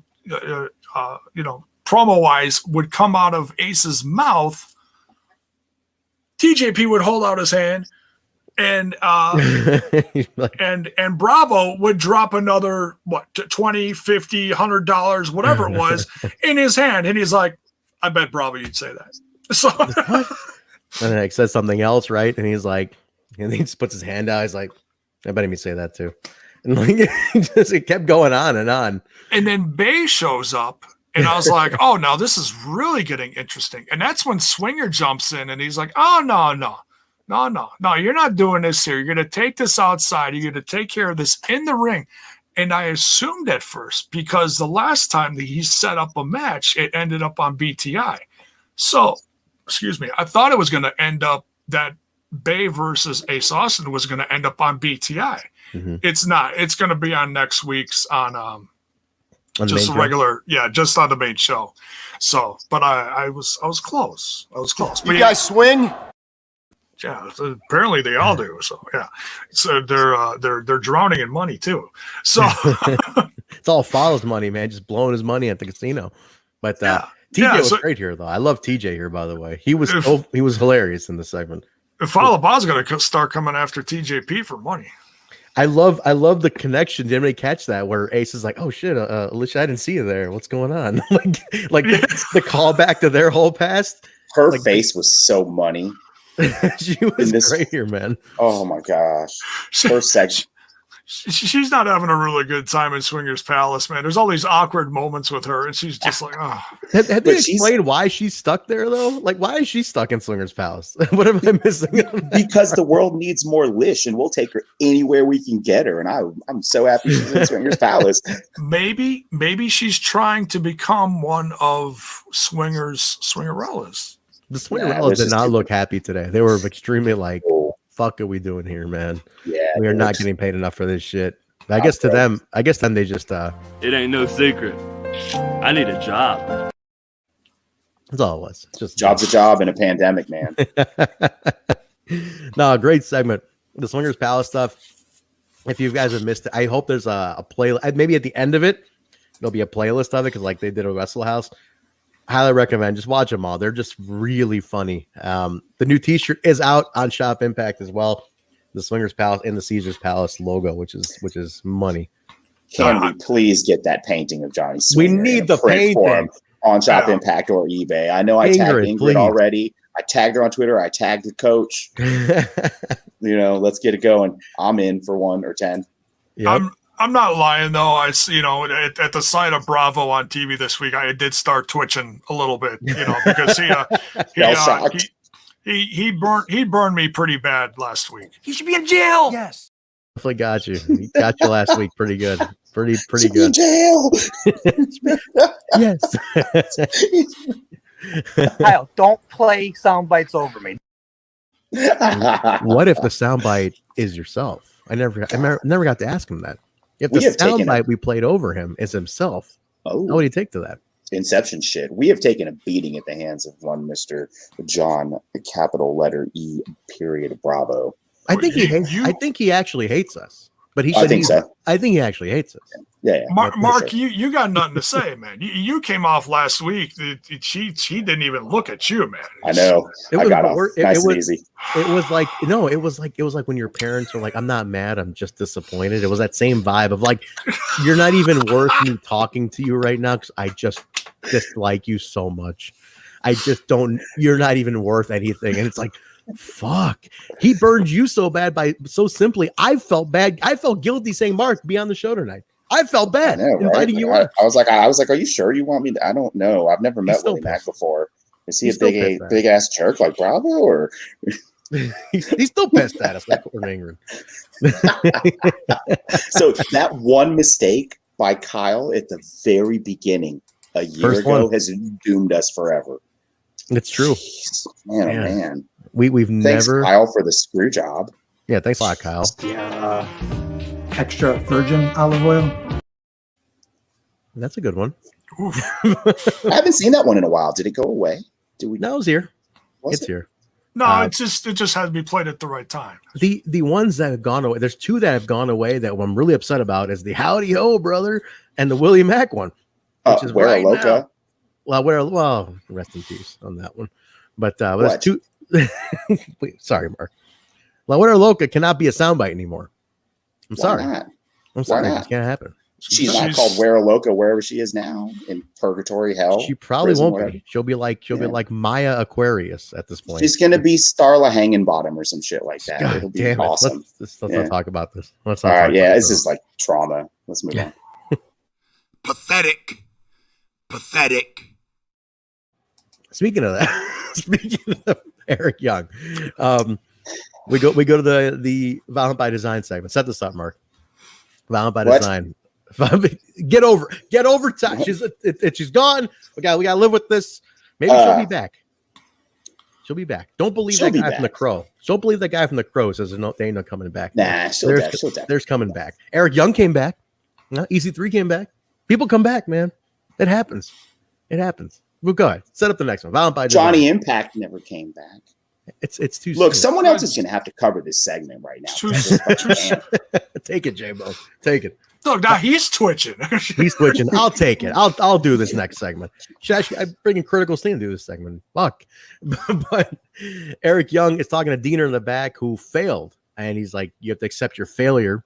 And there's consequences that go along with failure. And he says, when you fail, it makes me look weak. Looks Violent by Design, look weak. And that's where the disease takes place. And therefore the following happens. And basically off screen, you hear alluding to Joe Doring just beating the piss off out of. It was ugly. It was ugly. Yeah. It was. I do like that. I do like Doring is like this silent, just like, killer. And it's over, and then they kind of just face off, and that was it. The segment, and they fade out with some ambiance. It was almost as bad as this.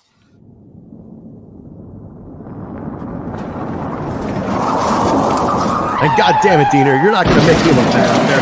Absolutely not. You are not going to make Violent by Design look like a bunch of wins with your loss. You lost your cousin, you lost your match, and now you lost your ass to Joe Doring. That's how it works.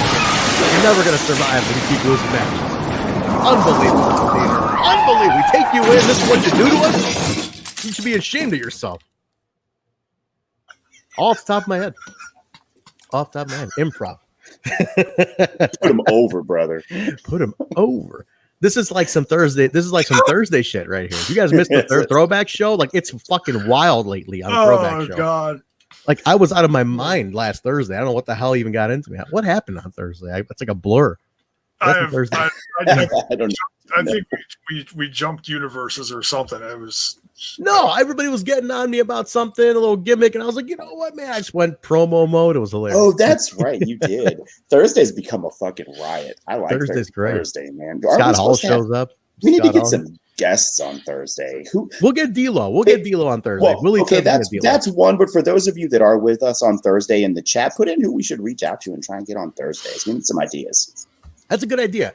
Who do you guys want to see us do on Thursdays? Get a guest in on Thursday. I know so many fixtures from those days. Yeah, and I know this is the Tuesday show, but like Thursdays are a whole different animal. They're a lot of fun. It's a different period in the company's history. Yeah. We've been rife with guests here, and we've been getting a lot of new people who I see tweeting and commenting how much they love the guests.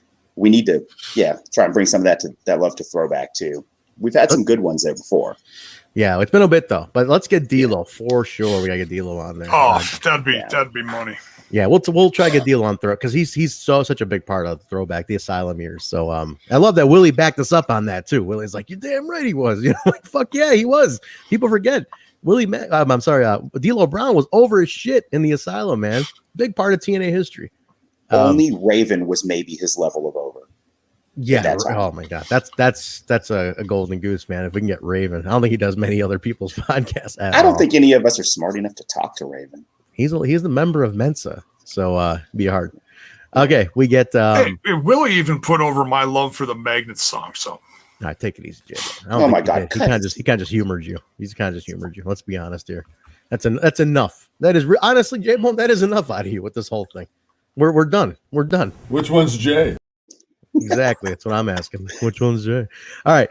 We go to all right, we get to our AEW fixture. I'm gonna let one of you guys take this whole thing because you're the AEW guys, so you guys will know more. Go ahead. Jaybone, you take it. You take it, Jaybone. Jaybone does an AEW review on Wednesdays. Yeah. So go ahead, Jaybone. Tony and Tony, the hard sunglasses are on. Take it from there. So this paid ad is brought to you by the two Tonys from AEW. Oh, sorry, that sounded like someone else we like. But anyways, and it's all promoting Crossroads. And so something big is happening tomorrow night over on AEW Dynamite.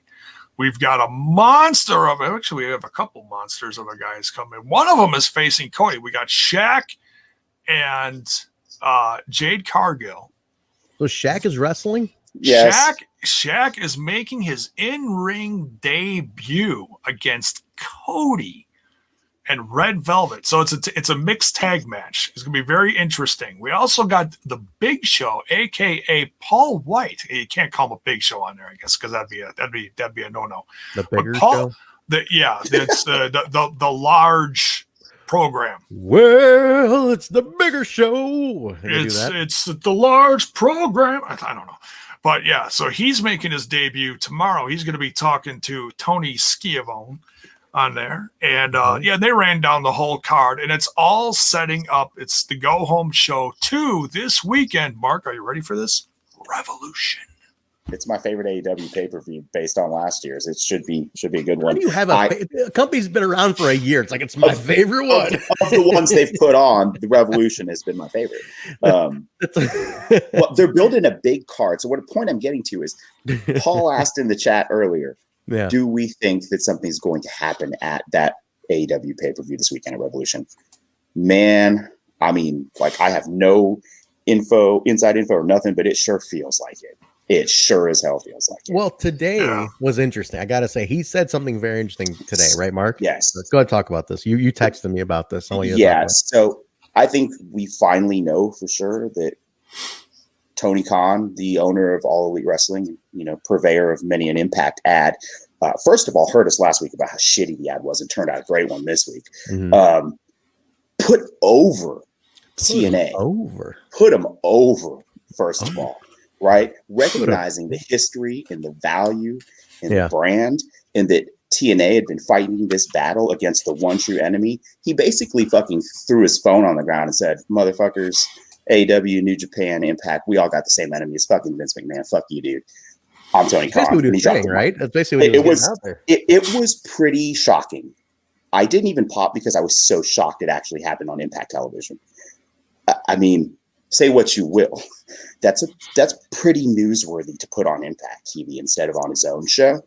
I think that's why he's cultivated this character, so he can freely kind of do this shit in character. A full-on like declaration of war, right? It was. It's us against them, is what he was saying. Dude, I'm here for it. I mean, if you know me on Twitter and offline, you know how I feel about the company up north. I'm fucking here for it. I will say it was interesting, man, because he literally took that position of it's he goes, I might say what I say, but it's Impact, AEW, New Japan. It's all of us against you know who. And I was like, shit, all right. I mean, are we really going balls out here? Like with this, like this is a full-on declaration of war on those guys? You know how sometimes something happens and you feel in the moment like it's a really important moment and you won't know. It felt like that. It felt like, shit, man. I'm going to remember this later on. It caught me because I was like, man, this is interesting because he's never taken that approach before. It's always been like, yeah, we're doing this thing, right? Yeah, I mean, he basically addressed the elephant in the room. Which is that, right? Yeah, which is that. And he said, hey, man, we're on the same team. We're playing the same game. Those guys over there are the other team. And we all know it. So let's stop acting like it's not. I got to imagine there's something bigger here. Like that's like there's got to be like a big boom that's planned. When you make this kind of statement, dude, there's got to be something. And I think, did you say it to me, Mark? You're like, they're looking to bring like a Wrestle Kingdom type of deal here in the US. Well, that's been rumored. I don't know if it was from me. I have said that before, but others have too. We've seen this before where he made that tweet, right, about how the landscape was going to change, and then Pac returned on AEW television on Dynamite, and everybody poo-pooed it and was like, oh, whatever. And then the Don and Kenny thing happened, and the landscape did change. And now he's dropping this. He's obviously not a dumbass like Vince McMahon. So this is going somewhere. He's not just flinging shit against the wall like a monkey. He has plans. And he's paying deference to Impact and TNA historically as the leader in this fight against his enemy. So I'm all in on this. I did like the nod to TNA in this. Like, they started this. They were the first ones to take this on. And I like that. I was like, that's cool. Because, like the age group Tony's in, he grew up on it, in a similar age, like he grew up watching it too. So yeah, I did like that. It's kind of like, hey, we're going to finish what TNA started in a sense. Right. Like, and I'm like, huh, it's intriguing because I was like you said, he's never put this out there before. I just don't know when. It's one of those things where it's like, we'll see where it goes. But if it's done right, this could be one of the biggest things to happen. Because you have, with New Japan now getting TV, you have 3 outlets of television versus 1 outlet, or they have 2 channels, but you have but 3 it's a multi-platformed approach, right? 3 different kind of social media is hitting it. All types of media blitz connected here. I mean, there's a lot that can happen with all this if done right. Not to mention the potential talent they can pull out of the other place with the possibilities you're opening here. Maybe things that people thought they could never do now are a possibility, and you can make a living doing it somewhere else. Is this, do you guys think, Jay, and also want to get your opinion on this, and you're in the chat too, let me get your opinion on this. People were questioning the Big Show signing. Like, what's he going to do? A commentator? Like, he's one of, but my thing was this. Is it more of a message to say, we can get the longest tenured employee you have? Because Big Show is famous for having like the longest contract in WWE history or whatever, like a 20-year contract. 20-year, yep. Yeah. Like I remember he signed a 20-year contract. That was crazy. Yep. But it was kind of like, is that a sign to say you one of your most loyal guys, and we could get him if we want him? Like, is that a first strike to say, if we want any of your guys, we could get him? So it's like, shit. You never know. Yeah. I mean, it really, I mean, this one literally came out of nowhere. When the news hit, I was like, wait, what? I thought it was one of those like jokes from like kayfabe news. And sometimes they do little goofy things like that. And yeah, I mean, and we don't know any, like they're trying to put some little, like, oh, well, we heard it was because of this. We heard it was because of that. We don't know any major details yet, what led to this. But yeah, I mean, Big Show, like whether you like what he did in the E or WWF or WCW, whether you like what he did or not, the guy is a legend. And he's in the best shape now than he has been the last decade plus. The guy's lost a significant amount of weight. The guy found his abs. Dear Lord, did you know that the Big Show had abs? Jiminy Christmas. He main evented WrestleMania last year. But that's the thing. I'm looking at it more like that's the sign, right? It's not so much you're going to utilize, but it's like now you're saying we're on team. Impact's part of this team. I don't know. I don't want to dwell on this too much. We can beat this to death. But one more thing. Yeah. One more thing, because it relates directly to that. You're basically saying it's a power play, and it is, and it's a good one. That's what the term I was looking for. Yeah. And it's like I texted you during the show, Trent. Now looking back on Slammiversary, Impact was just loading the cannons, getting fucking ready. They saw an opportunity when WWE fucked themselves over. They picked up Deanna and Heath and Myers and all these great people because they knew this was already in the works. All cannons are loaded. This is a war McMahon wasn't ready for. For sure, man. For sure. So we'll see where it goes. Next match. We're on to another match now. Good Brothers and Finn Juice taking on Triple XL and Reno Scum. Is Truck jumping in on this? I thought Trunk was going to come in. He had to go to bed. He's got a big day tomorrow at work. Okay. So Truck is not happy with his job lately. I've seen that. Good friend of the show, Truck, who gifts a lot of subs. If you do the watch along, Truck is one of the people gifting subs out. So if you don't do the watch along with Jay and Bill, get in there. Yeah, he's been a great supporter. Mark, I'm sorry, I got your message like real late. I looked at it like right between shows here. So okay, Truck was not happy with this next match, and we'll expand on it just a little bit. But there was the Good Brothers and Finjuice taking on Triple XL and Reno Scum. So it's basically like Team Impact versus Team New Japan in a sense. So okay, let me put my opinion out here. Triple XL and Reno Scum are our guys, right? These are our folks. These are Impact tag teams, not born in Impact, but well, Triple XL was Reno Scum. I still consider them Impact folks. Yes. These are two teams who I want to get their shine over other people. I get the Good Brothers. I understand. They've done a lot for the company. I'm never going to take that away.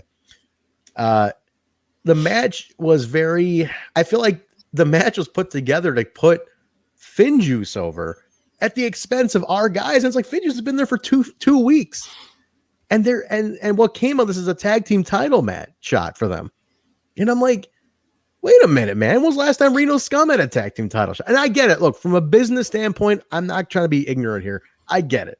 You got to get the eyes. It's a New Japan tag team. New Japan is a darling of the wrestling marks, right? You want them to tune in. I get that. And I get that having Triple XL and Reno Scum in the same match is also a good rub. And they did give him some time. But why not make it a triple threat? Or why not have a tag team title match where it's like, hey, you know what? Triple XL and Reno Scum can get in on that title shit too. They're just as good. They're just as long tenure, and they're in there. Like, I just felt like, man, you literally sacrificed our teams to get these guys a title shot. But it's like you could mix them all into a title shot. So I don't know. That's my statement. I don't want to. Like I said, I get it from a business standpoint. I'm not trying to be an idiot about this, but I feel like you can give a rub to one of our guys using them now by having them incorporate them in this tag title match coming up now. So I don't know. Mark, you take it. Tell us what Truck was saying about this too. Yeah, same things as I hated this. I understand. I agree with you 100%. I feel the same way. I understand the same things. I'm not trying to be dense.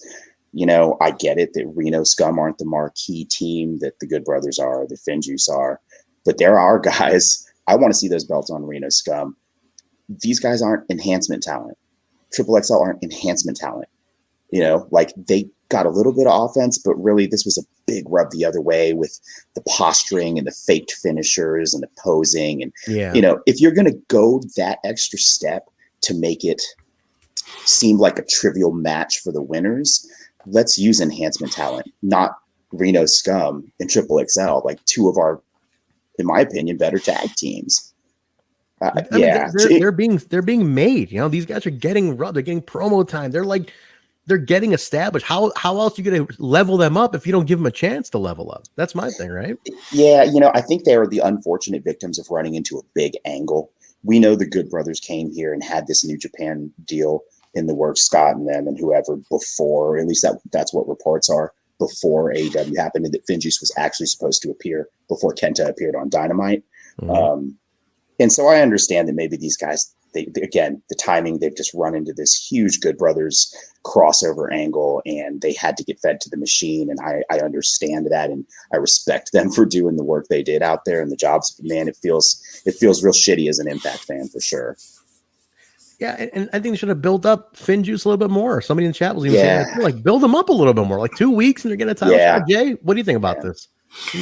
I get what they were trying to do because you saw that right at the end, and I know I'm skipping ahead a bit, but that promo that Good Brothers and Finjuice cut on each other when they were arguing in the hallway, and then it got so mad that the Good Brothers that Gallows was like, "Oh, you want a title shot? Well, then you got a title shot." Yeah, that's what happened afterwards, right? Yeah, and they left. And in Finjuice, they look at each other and they're like, "Got him." Yeah. And so it's all these guys trying to. I mean, okay, it sucks that two of our good tag teams were had to pay for this, but it was the Good Brothers and Finjuice trying to one up each other during that tag match. I'm like, oh yeah, well look what we can do.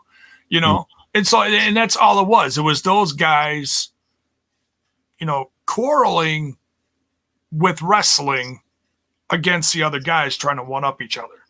So, but no, I understand what you're saying, how, you're upset that, I still feel like the other guys look decent. Like this is a time. I'm glad it wasn't a squash. That's my only thing, right? Go ahead. No, it was all right. It was some back and forth because and it's because of the quarreling going on in the match that the other teams were able to get one up on them here and there throughout the match, because it's like, quit focusing on your stupid trivial stuff and wrestle the match, quit worrying about that. So there was a couple different stories being played here, but yeah, I really liked, and someone in the chat made a comment on this too, how fresh Reno Scum's gear looks. They've upped their level. They came back looking fresh. They cut a cool promo. All four of these guys cut a great promo on BTI. Dude, fantastic. Yeah, and I feel like they needed that, and it makes you notice them even more. So I thought. Go ahead. Our commentary did a good job selling the Impact guys too. Like Thornstowe is a ring general, and then of course the power of the other guys and the fact that they'd come together and the way they've been gelling as teams and the wins they'd had recently. So there was some good work by commentary that shouldn't go unnoticed here too. Striker and D'Lo, just gold, man. Yeah, they make every match feel so important, and they put everybody over, and I love that. I absolutely love it. Striker sounds like a frog by the second match every night. He's so much energy. I love it though. I can't get enough. And then so afterwards, like Jay mentioned, they get the tag team title, shot that for Sacrifice. So it's gonna be Sacrifice. I do like the New Japan Laura. I like that if we can bring New Japan fans in, that's great. So if that's the end game, obviously, which it is, if it works, it works. So I'll go with that. Yeah. But, so our tag team title match is set. And I look at it this way: it's all these people coming to our company for our tag titles. It just it makes our titles look legit as hell. It does. It does. That's a good point. That's a very good point. Okay, I'll go with that. And I didn't realize that till today, but it hit me. I was like, oh, wait a minute. Yeah, this team,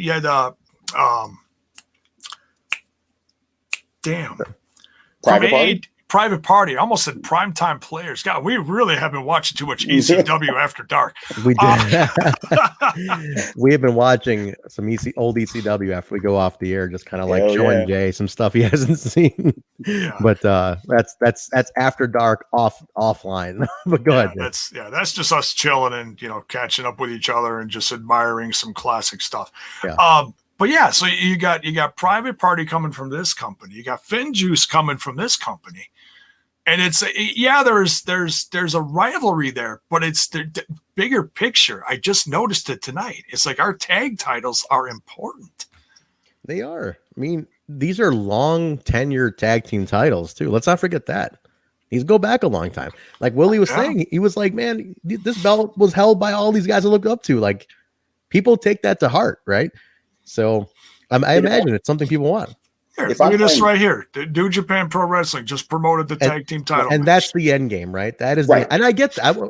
We get that part of it. It goes to what Tony said, right? Like if everyone's together, everyone grows together, absolutely. I will say the way that they're booking the Good Brothers at home on Impact as well as on AEW television, though, it makes Impact's belts look very strong. If I'm an outside observer and I'm playing devil's advocate, maybe I'm not looking too deep at Impact and I still just watch AEW or New Japan or whatever. What I do know is that the Good Brothers are being booked as the best tag team in the world, and they reside in Impact Wrestling, which immediately vaults Impact Wrestling's tag team to the top of the world. Good point. Right? That too. That's a very good point. Very good point. Cool. Next match is Brian Myers taking on Eddie Edwards with special referee Matt Cardona. So this is the built feud that's been going on. Is there any other stipulation on this one? There was no other stip on it, right? No DQ or anything? No, okay. No, you just made sure to show off Matt Cardona's biceps. Yes. I'm telling you, you're gonna get that shirt. 24 hours to get that shirt, like Daniel Spencer said in the chat. You have 24 hours from the ending of Impact to get that T-shirt. So it's just a T-shirt. It's not sleeveless though. You can cut your own sleeves off though. Don't sleep on Eddie's shirt either, though, man. That thing is that new Eddie shirt, the Misawa shirt, that's dope, man. Yes, that's on my list for sure. My next Shop Impact order, that's on it. It's on shopimpact.com. It is a cool. Did Juan do that one? Juan of the Dead? Did he? Is I that don't one of him? know. I don't know. There it is. It's a referee shirt, but show the Eddie Edwards shirt. Show the Eddie Edwards shirt. This is dope. I think it's because Juan just did the new Sami Callihan shirt that's on the website as well.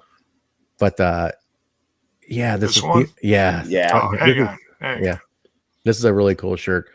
But Juan of the Dead, he's a great designer, and I'll announce it here. Juan of the Dead, one of the premier artists in professional wrestling design, is doing the next TNI t-shirt. So late March, Juan will be releasing a TNI t-shirt. So he's the guy behind a lot of these cool designs.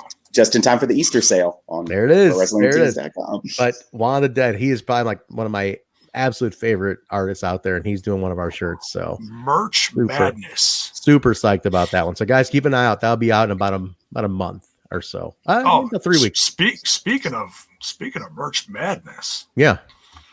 Oh man, little birdie told me that there's a brand new tee on sale. Look at that, everybody. Nice. Brand new TNI t-shirt on sale, Pro Wrestling Tees. It's the new logo designed by Josh Paxton. Yes. Very nice. Nice. You can get the cartoon one, throwback, classic logo, not the Impact Heads classic logo, and then a Bison and Joe one. So TNI UK. So I got that joke. But 20% off, guys, starts tomorrow. Get everybody's stuff. So get a new TNI t-shirt. It's Smash This Podcast t-shirt. Jerry, you on? You're not on Pro Wrestling Tees, right? Not yet. Okay. Not yet. But let's talk about. I'm in a midst of little merch dilemma right now. So I'll we'll talk about it on Smash This Podcast tomorrow. Well, no, I don't want to talk about that publicly. I'll talk to you guys about it off air. All right, sounds good. Sounds good. Fair enough. All right. Myers and Eddie Edwards, Matt Cardona referee. This one, I hope there's another one because I don't think this was as effective. And it did end in a DQ. Obviously, there was the DQ. Brian Myers loaded his elbow pad. I thought that was a really cool way to DQ, though. Yeah, I mean, he loads it right in front of Cardona. He's like, come on, you can let this go. And he doesn't, and he DQ'd him. So obviously there's more to it. Is Eddie kind of the pawn in the whole thing? It's leading to Cardona, right? Like Eddie's just kind of there for this whole thing to lead this along. Is there anything else Eddie you think is going to do in this one? I think Eddie is just a pawn in this. It's all going to lead to Myers versus Cardona. Okay. Yeah, I mean, but not Sacrifice though. You think it can do it in time for Sacrifice? Maybe Rebellion. I would say do it at Rebellion. Yes, Rebellion. I mean, they could set it up next week depending on what happens between them. But I don't know. Because you only got one more show till Sacrifice. I would say don't rush it. Like you can simmer this motherfucker out for another month and really, really get the most out of it. Yeah, this is a really fantastic mid-card television feud, and it's got a lot of legs because of the history and the way that they're kind of playing it half kayfabe, half breaking the fourth wall. There's no way you blow this off at Sacrifice. I think Eddie's a bridge. And this gets you to Rebellion, which is where you do Cardona Myers. You can do the rematch of Eddie and Myers at Sacrifice. Yes, do that. Rematch from this. You can then you bought that week. The following week you get the Fallout, and then you're about a month out from Rebellion at that point. So you can just simmer this out for a month. Do it smart though. You don't want to kill it. Maybe do a tag match in between there to stretch it, but you don't want to let it go too long. But without you need some peaks to happen. You have your valleys obviously, but you need a couple of peaks in between the month. Otherwise, you're going to forget about it. Yeah, no doubt. So yeah, Jeff is saying, Matt and Myers and Trey and Sami for Rebellion. I agree. Those two matches have to be done at Rebellion. You cannot do them next week for sure. Yeah, But all right, cool. We'll see. I mean, you still got to fill out the card. So what do you fill it up with? I mean, and you do want to make these special. You do want to. I mean, the seller here obviously is Mack versus Swan. That's going to get people Moose and Swan. What did I say? You said Mack. But you're looking at Willie right next to me. It's those damn magnets. They just fucked me up. But anyways, so yeah, Moose versus Swan. My bad. Jesus Christ, Jaybone. I was gonna say, is the headband too tight? But he doesn't have the headband on today. No, it's the head is the cue. Yeah, bald bone tonight. Bald bone, bro. Jaybone, listen to me, man to man, bro. You got the Brian Alvarez thing going on. What's going on over there with the headband, bro? What's going on there with the thing? Jaybone, talk to me.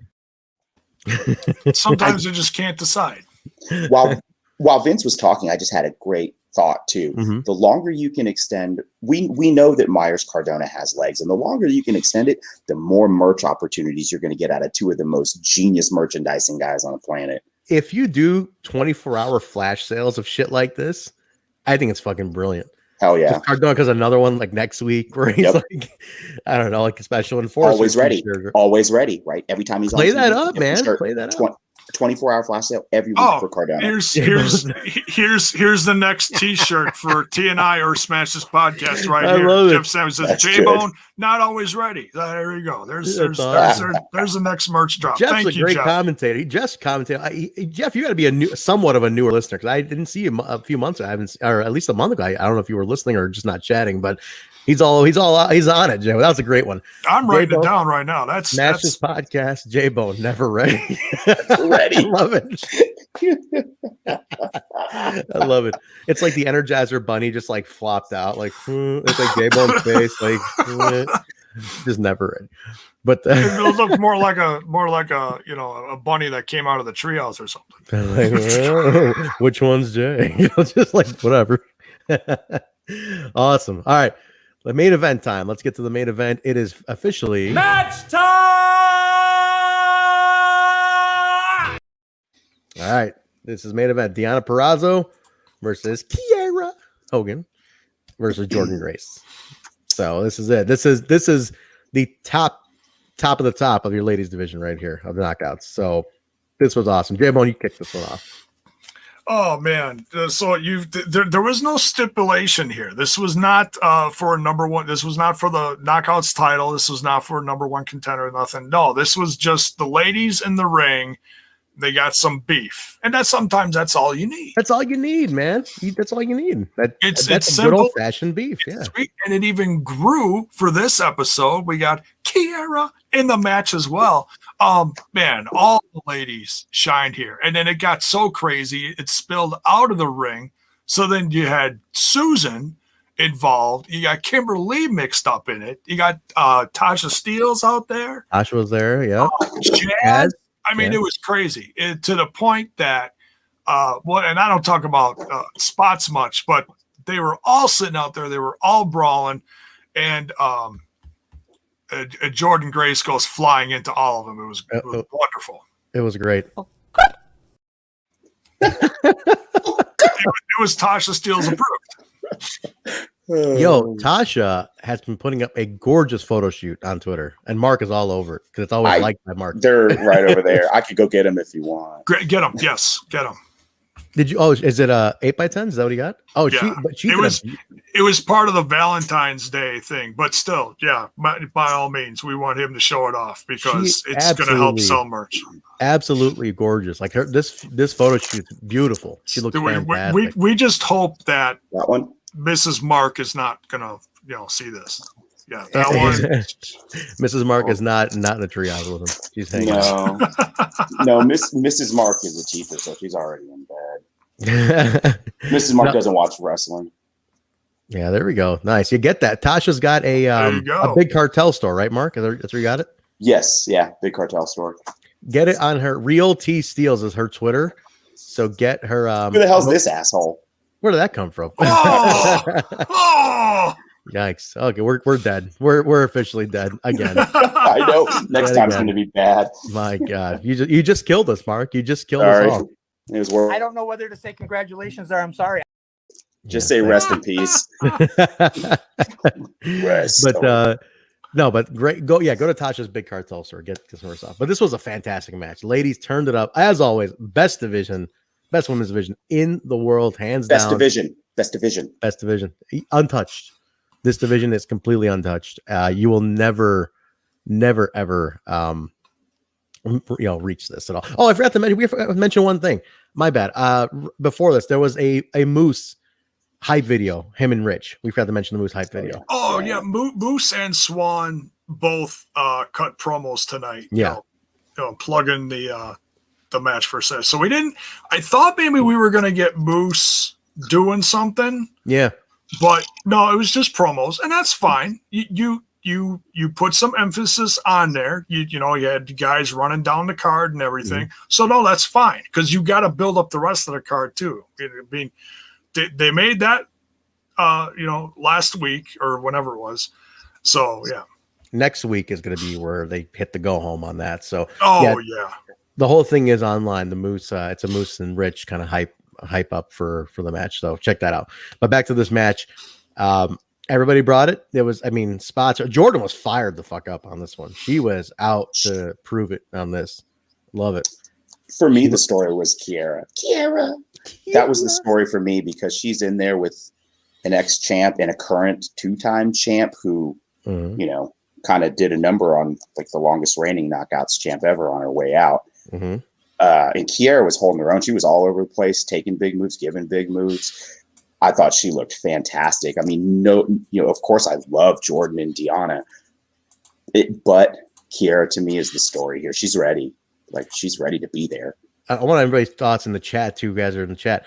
Thoughts on this one. Let's really round out the main event. These are our knockouts. Every one of our every lady out there is a very integral part of the knockouts division. So got thoughts on how this went. But yeah, I agree with you, man. Kiera looked fantastic. She can. I swear, she is a constant evolution too. She just always gets better and better and better every week. And we told her that when we had her on the show. I think she never fails to just deliver. She's never had like a moment where I'm like, man, she's regressing. She's never regressed. She's always progressing. I love that about Kiera. But Jay, you want to wrap up a thought on this one? Oh yeah, she looked great. She looked like a star. Mm-hmm. Walking into this match. They all look great because that's the division that we're most proud of as Impact Wrestling fans is that knockouts division because they all look amazing. Yep. They're all killing it no matter what they're doing, no matter what the storyline is, they're all killing it. Yeah. But yeah, so Deanna Purrazzo, see now there was potential here. If it wasn't a champ winning, we had a chance to possibly get a number one contender out of this because that's, if you beat the champ, that's what happens. That's true. But the champ won. She won. So that shuts up a lot of ladies here. So it's going to be very interesting to see where this goes. Jordan's never beat Deanna, right? That's not what Deanna was alluding to. Like I've beat her every time. Yep. Emergence, Slammiversary. There's another one too. Another one the Iron Woman. Yeah. No, that was Emergence, right? Was that Emergence? Okay, yeah. I think so, yeah. But there's three, I think. She alluded to that. She goes, I've beat you every time. So I'm really in on this now. Now I'm kind of like, man, I want to see Jordan get that win, that eventual win on her at some point. Because you've invested me now, I'd be like, shit, she's never beat her. Fuck, what's it going to take? So then we get a return. We got to return. So all the ladies are fighting. The champ's left in the ring, and ODB comes back, and she goes right after the champ. So who got her last week. Yes. There's your answer right there. Because it was like, well, who did it? What happened? Was it the Flask? Was it this woman? Was it this woman? No, it wasn't the Flask. It was the champ. So there you go. So she attacked her. ODB comes in. Stands tall, holds the belt. ODB is a former champion. Let's not forget that. So, there obviously this match is going somewhere. ODB, getting that. They'll book this for sacrifice. This is totally a sacrifice match. You think so? Okay. I absolutely think so. The setup was done. It's on the card. Oh, it is on the card. It is. Oh, well, see how right I am. So there it is, ODB and I'm going to double check, but I'm pretty sure it is. But that was a good way to end it. I mean, the ladies closing it out. I like it where you mix it up, right? The ladies do close it out once in a while. That's a main event. This company's never afraid to main event the women of this company. Is this the first time we've seen Kiera main event? Can't remember. Oh, good question. Curtical State, where are you with the trivia? Yeah, Fire and Flava ever main event? I can't remember. I'm curious now. Has Kiera ever main evented? Is this her first main event? When she was Girl on Fire, which seems like a million years ago, she was never at the top of the card. So no, she was still so new. She was still so new. Yeah. But hey, I wonder if this is her first main event, and if so, congrats to her because that's amazing. Yeah. Again, another milestone. All these people getting their shine, early in their career like this. That's pretty cool. But that was it, guys. That's the show. That's Impact on Access TV for March 2nd, 2021. We're already in March, guys. Holy shit. Jeez. Sacrifice is next week, right? That is next Saturday. And we will be doing we'll do a reaction probably, and then we'll do the simulcasted review afterwards on Smash's podcast and TNI. So we do it's a full night for us. It's a fun Saturday night.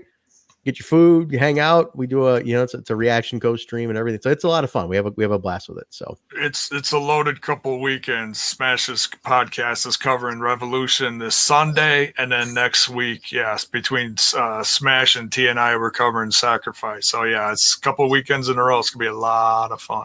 A lot of content coming at you guys. We put out content, as you guys know. Nothing's behind a paywall right now. We're putting a lot of stuff for free out there. So we appreciate everybody hanging out with us, making us the most listened to Impact Wrestling podcast out there. We really appreciate it. We are Impact centric, as you guys know. You see where the guests are. The guests come here, guys. Willie Mack was on tonight, and I'm going to announce it right now. I'm going to announce next week's guest right now. Should I do it? We already got it. We're confirmed for next week. I'm going to announce it right now. How about this? Let me hype it up in the chat. Who in the chat wants to hear the guest for next week? It's already locked in. I'll announce the guest for the week after that if you want. We have one for now. It's been a bangorama. It's always all going to be a bangorama. Yeah. So we want to hear. I want at least 3 more. Do it now. And then one they want it right now. Yeah, they want it. Yeah, they want it. All right, next week, everybody. He has finally arrived, not only on TNI but on Impact Wrestling. The character has arrived. The new image and new attitude has arrived. Jake something on TNI next week. He'll be here post show after Impact goes off the air. And then Marq, the week after, I think we should stretch it out. I think we should tease him out. Let's stretch it out. You guys aren't getting that one yet. You guys have to tune in next week to Jake's episode if you want to know who's on the following week. And then 2 weeks after that, 3 weeks from now, 3 weeks from tonight, we have another one. But he's not. But he's a special. He's a different kind of guest, and I'll announce that later on. We're booked up for the month, except like one of them. We're working on filling the entire month out. One note on the final guest of the month, the one you're talking about that's a little different. That's the one I am most interested in. No offense to any other guest, because it's so different. I think we're going to learn a lot that night. You guys are going to have a great time with that one. Yes. Because it's been a slow little buzz online with that one. So a couple weeks out, but Jake something next week will be right here on TNI. That'll be a fun one because he's one of my favorite people, one of the best guys I've met in this business, worked with, and I'm so happy for his success on the show. He was not on tonight's show though. He was I was surprised that they didn't have him at least cut a promo after last week's amazing showing. So we'll see. We'll see what happens. I think it was just selling the beatdown from Moose. Yeah, that too. Right? Because that was a hell of a main event last week. I mean, they did replay highlights from it on BTI, and I believe they also did it as part of the cold open as tonight's Impact Wrestling episode. So they did feature that. That's true. That's very true. So. Well, cool, man. But that's the show, guys. We want to thank Willie Mack again for showing up this week. Super cool. Willie Mack. I guys, as you saw, Alicia and Bill's in the chat. He's traveling. Alicia is moving. So her stuff was not set up, so she wasn't able to join us tonight. But give her a shot. Give her a follow on Twitter. Alicia BKK on Twitter and Instagram. Wish her good vibes on her new home. So she's just moved, and she'll be back with us next week's show. Hopefully she's all set up to go. But yeah, that's it, guys. Don't forget the Pro Wrestling Tees sale starts tomorrow. ProWrestlingTees.com/Total Nonstop Impact. 20% off your orders. And is it free shipping too, Jay? Was it free shipping also? I don't think. Let me just. That's a bring huge. it up That's a huge get. You give me free shipping, I'm in, man. I'm in on free shipping. It's March Madness. Don't you live next door? I live like 3-4 miles away from it. Yeah. So use code Madness ProWrestlingTees.com. Okay, so it excludes gift cards, micro brawler protectors, and charity tees. So It's Mark. It's not as fun to go because everything's like shut off. Like you can't like go into like the lobby anymore. You have to like go to like a pickup window now. Yeah. It's not as cool to go in and see all their autographs. They have like the autograph walls and the murals and everything. So it's not really as fun. But can you take this down, Jaybone? Feeling left out, Trent? It was a little bit. But yeah, guys, check that out tomorrow. That starts tomorrow. Go ahead. Quick update. Cock Watch. I'm currently watching Punky Brewster. That's a new thing. Cock Watch. Peacock, he means. This is a family show. The Peacock app. It's a family show at 11:30 at night. Yeah. Is that a good? Is the new Punky Brewster any good? I see the commercials. I'm rewatching the original from the beginning. Oh, there we go. Get on it. I'm gonna watch Different Strokes when I'm done because of your. Is it on Peacock? Different Strokes? No. Oh, But are you saying the original Punky Brewster back when she was this tall is on the Peacock? The Cock, yes, all 4 seasons on the Cock, and the new one launched on Tuesday, season 5 technically. I love her one line. When I was a kid, I remember her saying, "They're like, why do you wear 2 different colored shoes, Punky?" He's like, "I got 2 different feet. Wear 2 different shoes." Punky power. All right, and with that, we're gonna go ahead. All right, let's get our plugs in here. Mark, where can people follow you? You can follow me, Marq World Order, MARKQ World Order on Twitter only. All right, there we go. Only Jaybone. Where are you live tomorrow? All your stuff, get it all. You have a very busy couple weeks coming up. Get people following you now. Whew, yeah, we're gonna be sweating it out here. Besides the 5 hours that I do here on Tuesdays, on Total Nonstop Impact. Come back tomorrow night overnight on a little podcast called Smash This Podcast, where we're smashing all things wrestling. The schedule is just insane. Like every other day that I'm not doing stuff here, I'm over there and I'm live. But I did have a nice free weekend. Nothing. I really appreciated it. So yes, tomorrow night, AEW, go home for Revolution. And I think Mark and I are going to be covering that this weekend. Well, we'll talk more off air about that, but really looking forward to that. So some big things happening on AEW Dynamite tomorrow night and this weekend. So yeah, go check out Smash This Podcast on YouTube, Twitch. Go look up the Facebox, the Twitter box, and the Ixtadeck, and on the for your Bone on the Go. The audio. I have seen that penis. I had to. Go ahead. Bone on the Go. the Bone on the Go. I'm not on the corner, guys. I'm talking about my audio. I had to do it. I'm a retired male whore. Anyways. Whoa. Someone just told me. Very nice. Okay. All right. A little too much information for me, but it's okay. Okay. For your Smash This Podcast audio, anchor.fm forward slash smash. You should start saying brand a little bit. Smash the audio. Forward slash ever. I swear. Smash This Podcast for all your audio stuff from Smash This Podcast. Trent, where are you at? Sadly, I understood about half of that. All right, anyway. All right, guys. Trent Zuberi on Twitter. Hemi Music on Twitter, Instagram as well. Please give it a little follow. The show, Twitter, Instagram, Facebook, We Talk Impact. Just type in Total Nonstop Impact or We Talk Impact. Comes right up. If you start typing in Total Nonstop on Google, we come up right there. It's like Total Nonstop Action, Deletion, Impact. So we're right there. Audio on the go for this show. Available on all audio platforms: Apple Podcasts, Stitcher, SoundCloud, Google Play, iHeartRadio, TuneIn Radio, Spotify, Pandora, Amazon. Rate, review, and subscribe. Please, if you guys got any of those, seriously, take a second, go into any of your podcast apps and just rate, review, and subscribe. Like this video. Hit the like button on this video. Hit the like button on it. Those likes just help us get found, guys. That's all it is. So just, if you are already watching, follow on Twitch, follow on YouTube. Give the social medias a follow. It doesn't take much, but it helps us get more and more found. Again, big thank you to the international listeners as well for all popping on. You guys are great. Awesome. Not to mention all you guys, our regulars. amazing. Thank you guys for constantly being here. You're making us, there's a reason the Impact Stars come here, and it's because of you guys making the show what it is. So thank you all for supporting us, retweeting us all the time, putting us over online. Put us over. So thank you guys for always doing that for us, because Impact Wrestling has a faith in us to do this show with their talent, and it's because you guys do listen and make sure our reputation is as well as good as it is as the number one Impact Wrestling podcast in the world. So thank you all for that. We're very proud of it. We're proud of the work we do, and you guys enjoying it. So thank you all very, very much for hanging out with us every week. Twitch.tv/Total Nonstop Impact. Pro Wrestling Tees again. Sale starts tomorrow. ProWrestlingTees.com/Total Nonstop Impact. Discord link in the description below. Show schedules. Here we go.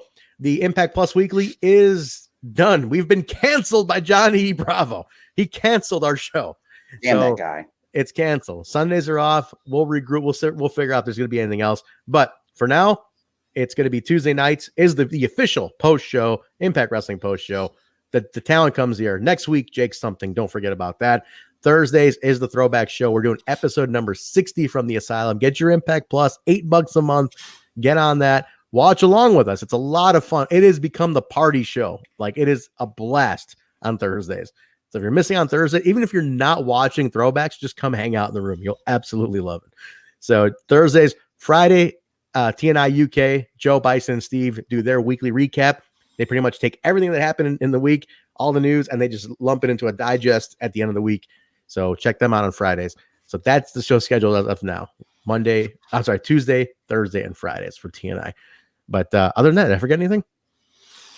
And every other day besides that, it's me. It's Jaybone. Willie Mack's back in the chat. Thank you again, Willie. Thank you again, Willie Mack. We appreciate it. Willie. You're the man. We appreciate it, man. RK just gifted Willie a sub. Hey, there you go. RK. Oh, nice. Beautiful. RK. Thank you, RK. Thank you, RK. That's the man. Thank you for all of our generous followers who gift subs out during the watch along, because that to me is one of the coolest things when you're literally buying gifts for your fellow Impact Wrestling fans. That to me that's awesome. That to me shows that's like, this is the best community of fans out there, hands down. Willie stayed.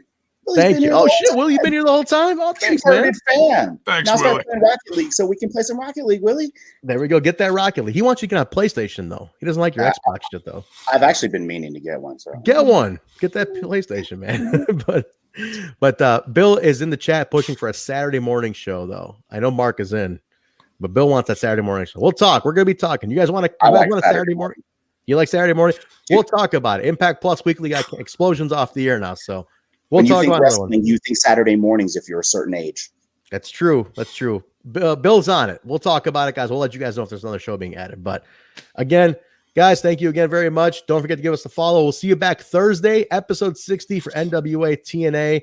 It's going to be, we're back in the Asylum, guys. It's going to be a fun one.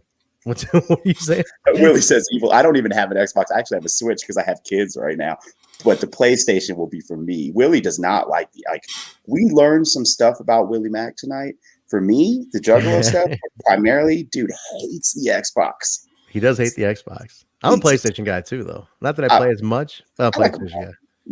It's definitely my lowest one for sure. Get that PlayStation. You can hang out Willie on there. But thank you, guys. Thank you again to Willie for being on. Guys, don't forget to give him a follow. Get one of his t-shirts tomorrow too.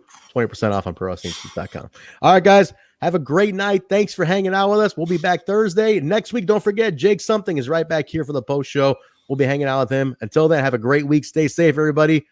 And we'll talk to you later. Good night.